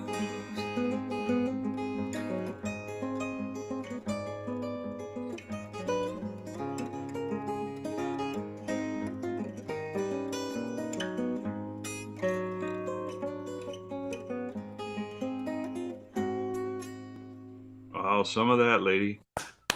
Oh, man. Yeah. My one of my dad's bandmates Super. was Governor Doc Watson's roommate at the Governor Moorhead School of the Blind. So I got to hear a lot of really great Doc Watson stories, and a good friend of mine was a photographer, and one of his assignments for a paper he worked for was to spend a day with Doc Watson and get to know him and take pictures of him. So I was lucky enough to snag one of those. And since usually I sing my homegrown songs, but since I was doing that song Deep River Blues, which was made pretty well known by Doc Watson. I would just do another heritage song that Doc Watson recorded. It also was recorded by Bruce Springsteen and Bob Dylan, among many, many others, with many, many, many verses, but Doc Watson's version is a little shorter, and he also has a happy ending to it. The song called Froggy Went A-Courtin' actually is a very old song written in the 1500s. A lot of people were led to believe that it was written about the courting of Queen Elizabeth by the Duke of Anjou, the French man who was more than 20 years her junior, and he was quite fond of her as she was of him as well. He gave her a pair of earrings that resembled a frog, so she called him her frog. And I don't know how long or how it has gotten to be that frog is sort of a derogatory term for the French given by the English. This was in 1579, but the song actually appeared in 1539 in a book in Scotland. So this is Frog Went A-Courtin', and there is a part in there for you, and it goes, and this is just, it's fun to play. Frog went a-courtin' and he did ride Frog went a-courtin' and he did ride Frog went a-courtin' and he did ride, sword and pistol by his side. He rode up to Miss Mouse's door.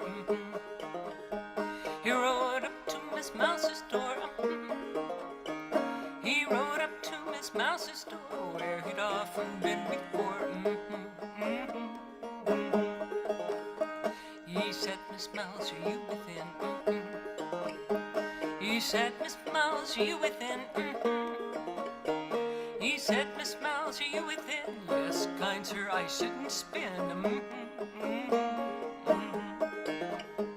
He took Miss Mouse upon his knee. He took Miss Mouse upon his knee. He took Miss Mouse upon his knee. He said, Miss Mouse, will you marry me? Without my Uncle Rat's consent. Without my Uncle Rat's consent. No way. Without my Uncle Rat's consent, I wouldn't marry the president.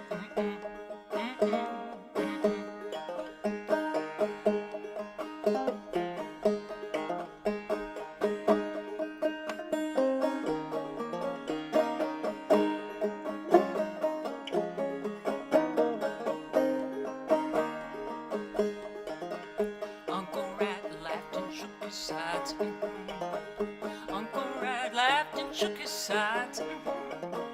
Uncle Rat laughed and shook his sides to think his niece could be a bride.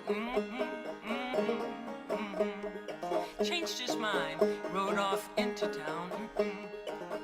Uncle Rat rode off into town. Uncle Rat rode off into town to buy his niece a wedding gown. And this is why. Where will the wedding supper be? Oh, where will the wedding supper be? Where will the wedding supper be? Oh, way down yonder, the hollow tree. First to come was a little white moth. First to come was a little white moth. First to come was a little white moth, spread her wings for a tablecloth. Next to come was a bumblebee. Next to come was a bumblebee. Next to come was a bumblebee, played the fiddle on his knee. And next to come was a little flea. Next to come was a little flea. Next to come was a little flea, danced a jig with a bumblebee. In came Mrs. Cow. In came Mrs. Cow. Then came Mrs. Cow, tried to dance but didn't know how.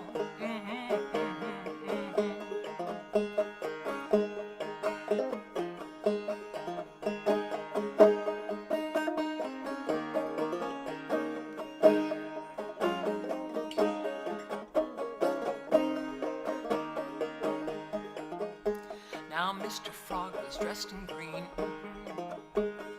Mr. Frog was dressed in green.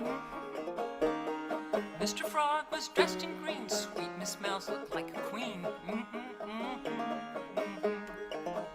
And slowly walked the Parson Rook. And slowly walked the Parson Rook. And slowly walked the Parson Rook. Under his arm he carried a book. They all gathered round the lucky pair. They all gathered round the lucky pair. They all gathered round the lucky pair, singing and dancing everywhere. Then Frog and Mouse went off to France. Frog and Mouse went off to France. Frog and Mouse went off to France. That's the end of my romance.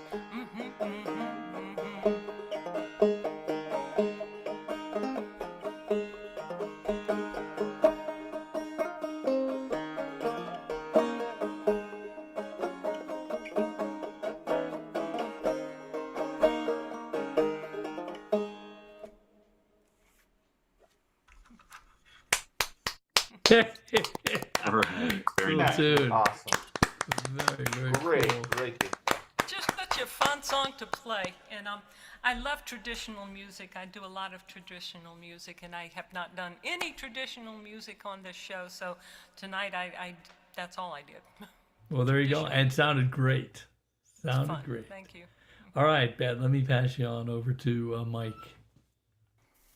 Bet Paget, I have many, many, many things to say to you here. I will try to keep it within our 40-minute timeline. Here's a quote from Bet Paget. I have always thought of myself as a glass is half full kind of a person. The songs I write are about the world I see with an optimistic aspect. Through music, I hope to educate, touch hearts, and help people see issues from a different perspective. Perhaps they will feel compelled to get involved to make changes in today's world and make it a better place. That is a powerful statement. Can you give me the top 3 things that you do when you're songwriting to try to fulfill that vision?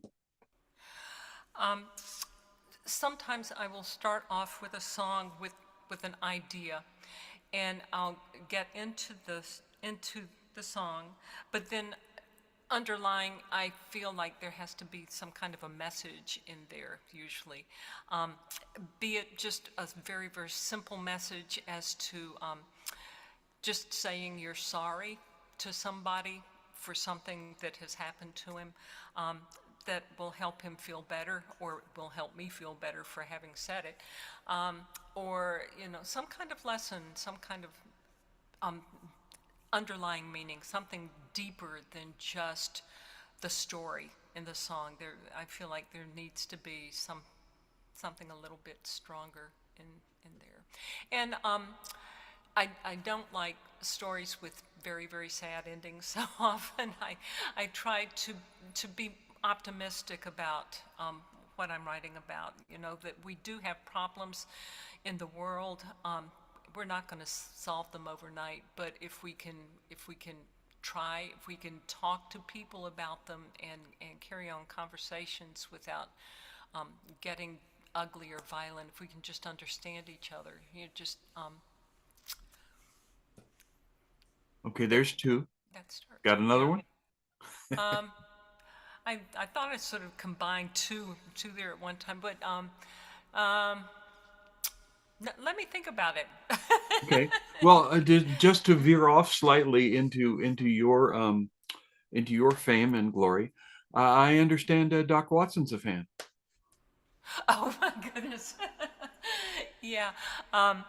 The first time I ever saw Doc Watson, he was listening to me play music. Doc Watson and Mike Cross, who is sort of East Coast artists, were doing a concert at NC State University, and I was playing at a local restaurant that night. And I was on a stage, and there are tables behind me on the stage, and when I was I was playing and singing a Dolly Parton song, Coat of Many Colors. This was back in the 1980s. I saw them leading this man off the stage, and I looked at him, and I said, he looks like he's visually impaired. And then I looked a little closer, and I thought, that's Doc Watson.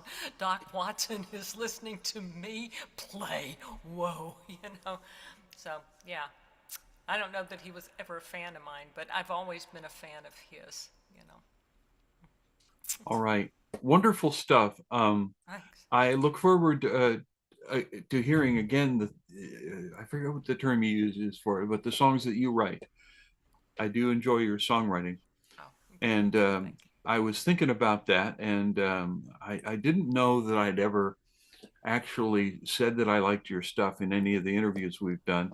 But just to be clear, I wrote you a review, and here it is. Bet likes lighthouses. Appropriate, as her songs are beacons, each guiding us to another piece of home. Oh, that is lovely. That is beautiful. Thank you. And I'm glad the show's recorded so I can go back and listen to that again. Yeah. Okay, and you know, I've got to say, I already have my plans. I'm hoping to get that guitar drawn next December. And when I do, and he asks me, you know, well, what do you want? I'm going to say, I would like the Bet Paget signature model, please. It's a beautiful guitar. Isn't it a glory? Yeah, very nice. It's a pleasure to play. Yeah, and it's a pleasure to hear you. And I know I'll hear you again here. Thank you for coming tonight and playing that dandy guitar. Right. Thank you. Okay, Rich, back to you. All right.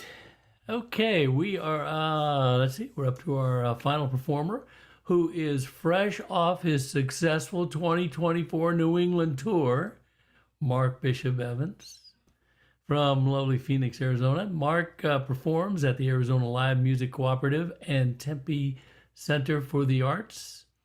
He's got gigs at Elevate Coffee on the 10th, Village Coffee on the 11th, the Focat on the 19th, and the Chill Room on the 21st. So, Mark, take it away.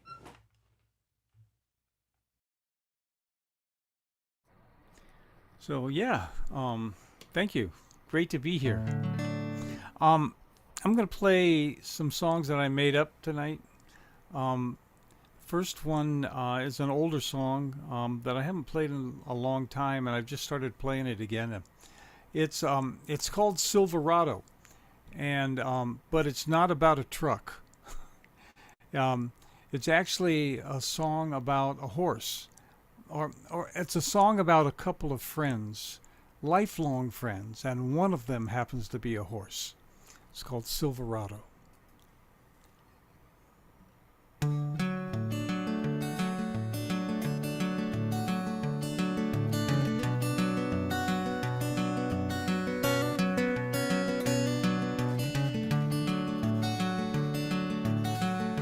Silverado, can you hear the river calling through the valley? It rushes to the sea. In the mountains, the leaves are gently falling, and a restless wind comes drifting through the trees, moving on like you and me.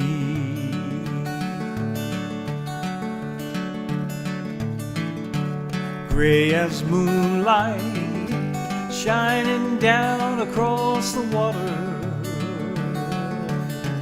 you carried me on long and dusty roads. Across the desert, we chase that old marauder.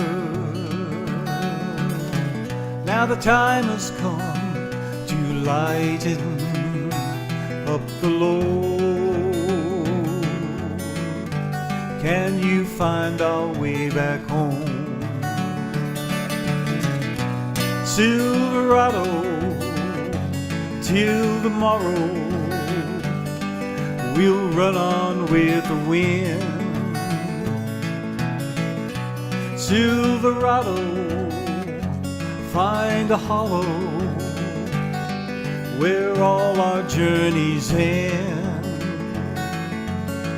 In fields of clover, my old friend.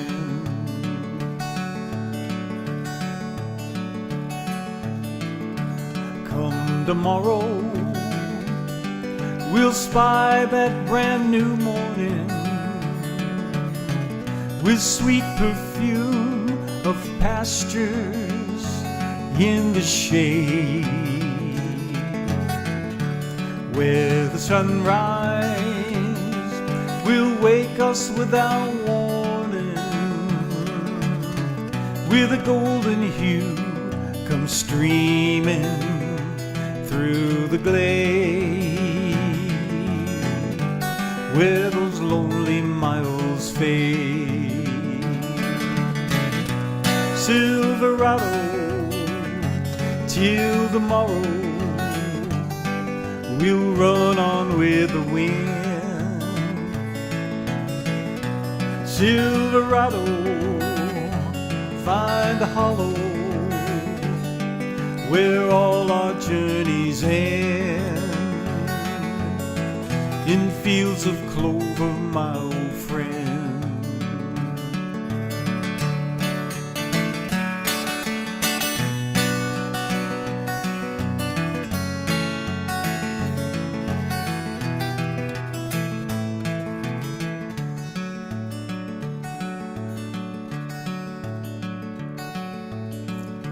Silverado,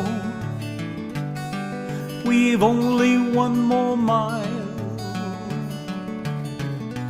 to the meadows where all our trails end. There together we'll sit and rest a while, and I'll tell you tales while all our sorrows mend. In fields of clover, my old friend.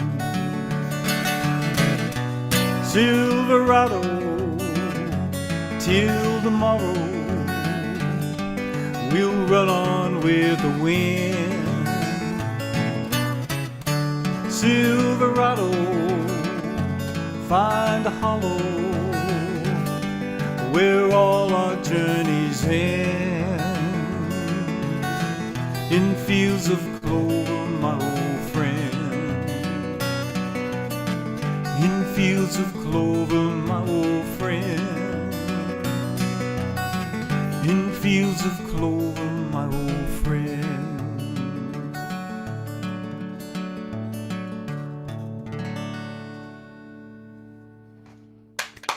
Yeah.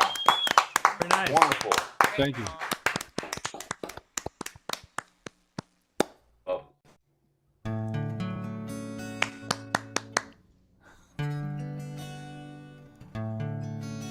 This song is called Time Becomes Precious.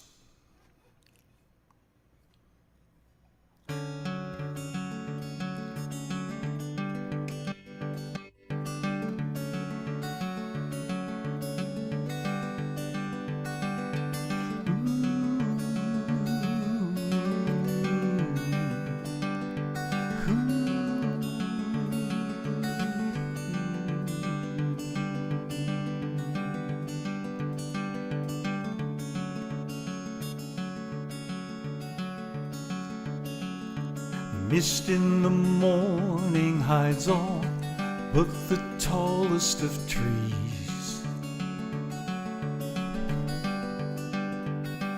while the whisper of a warning comes drifting along on a breeze.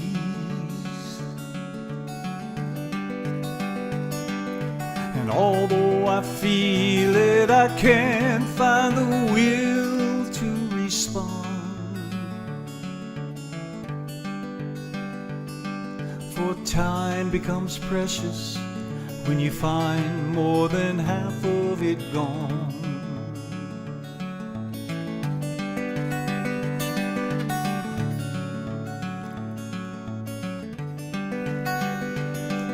We cling so ferocious to things we can see with our eyes. So blindly precocious, while the unseen might bring us surprise.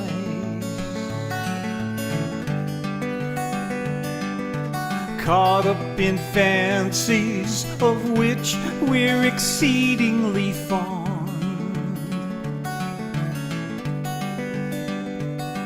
While time becomes precious when you find more than half of it gone.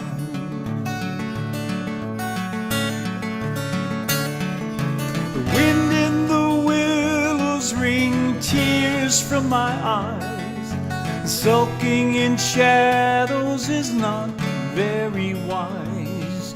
When you sift through your memories, you'll surely find all kinds of lies.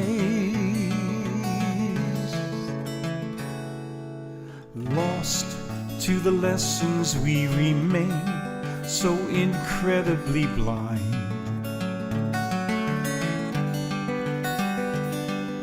Still only seeing the things we expected to find. It's probably time to accept what was true all along. But time becomes precious when you find more than half of it gone.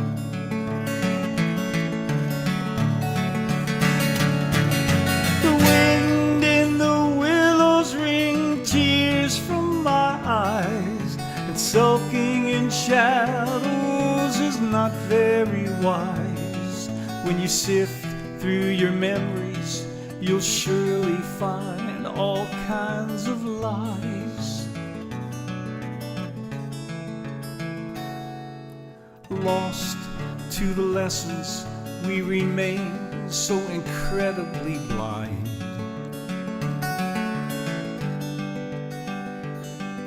Still only seeing the things we expected to find. It's probably time to accept what was true all along. Time becomes precious when you find more than half of it gone.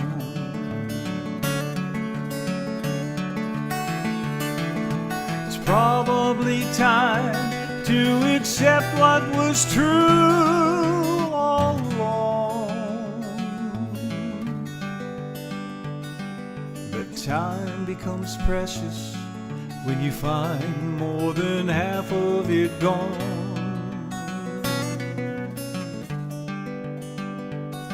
I said time becomes precious when you find almost all of it gone.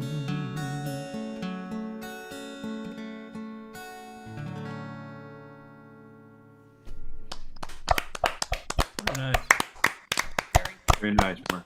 Very nice, Mark. Okay, let me pass you on to Mike.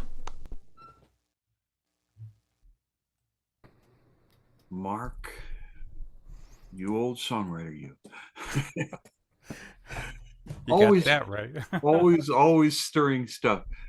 You know, one of my first impressions of your songs, the first time I heard you, which wasn't actually here, it was on YouTube somewhere. I think someone recommended that I listen to one of your songs. But the lasting impression that I have of your songs is that they're very complete. They're very well constructed. I don't have any trouble identifying where I am in the song, you know, at any point in it. And it always moves me from a point A to a point B with all the emotional components that are necessary to the story on the way through. I mean, Silverado, that's just a sweet, solid story. You know, that's just a a paean to friendship and enduring, affection. And I don't know, is Time Becomes Precious the title of the second one? Yes. Yeah. I'm glad that's right. It just walks us through so many aspects of how we view everything, memories, life processes, all those kinds of things.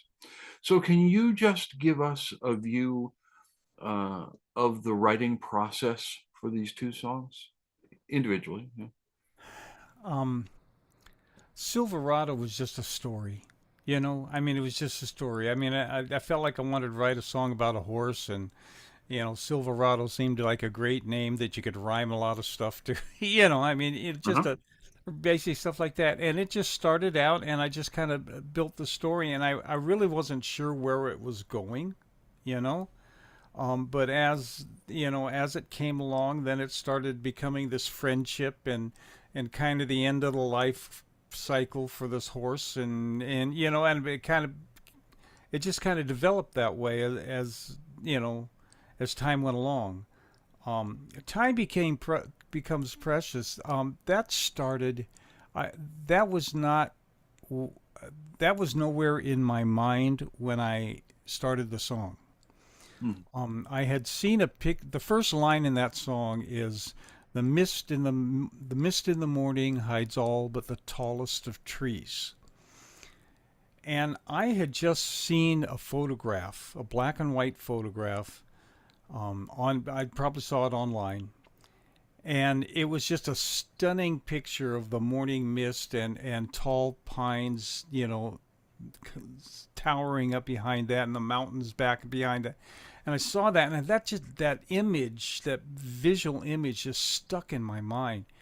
And so when I sat down and I started playing with that C major 7, F major 7 kind of in that thing, that was all I was doing.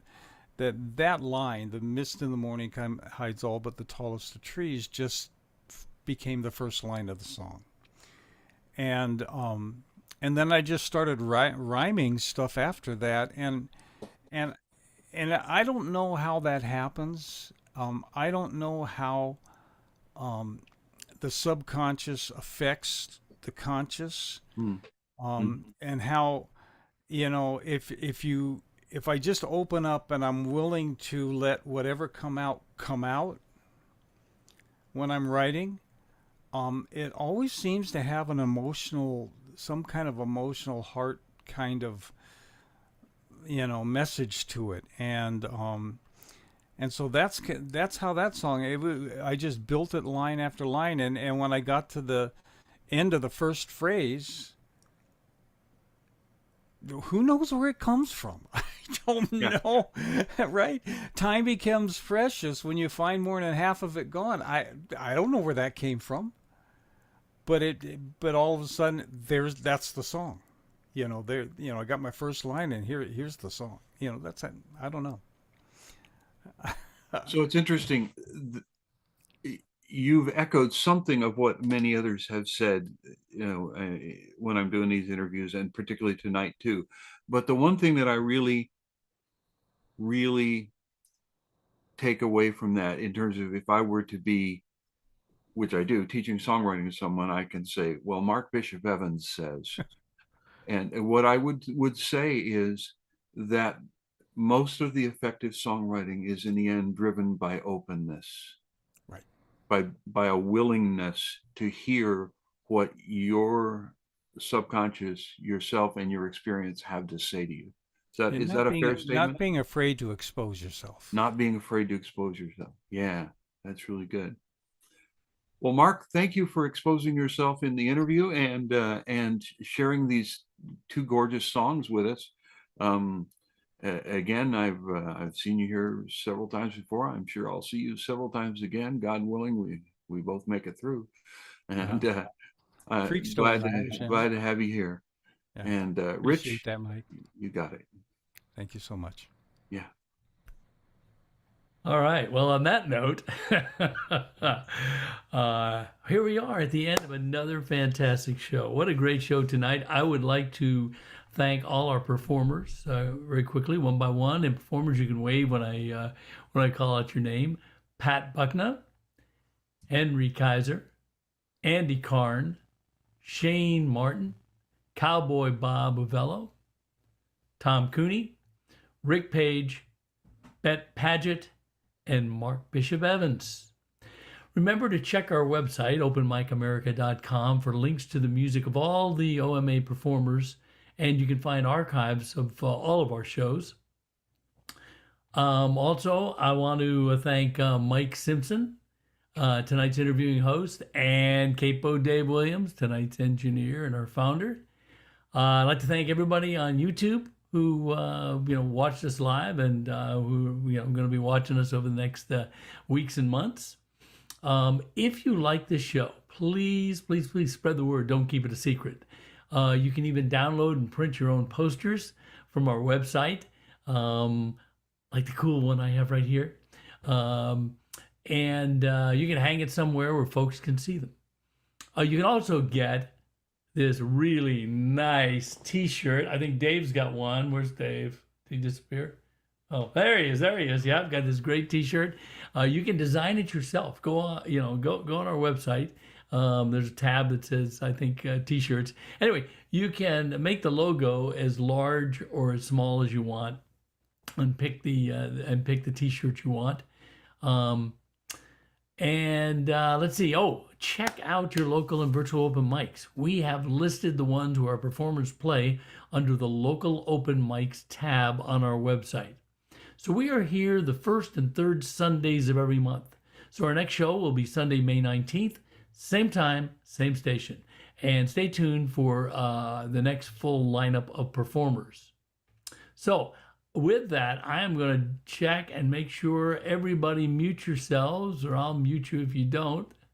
And with that, I'm going to say good night, America.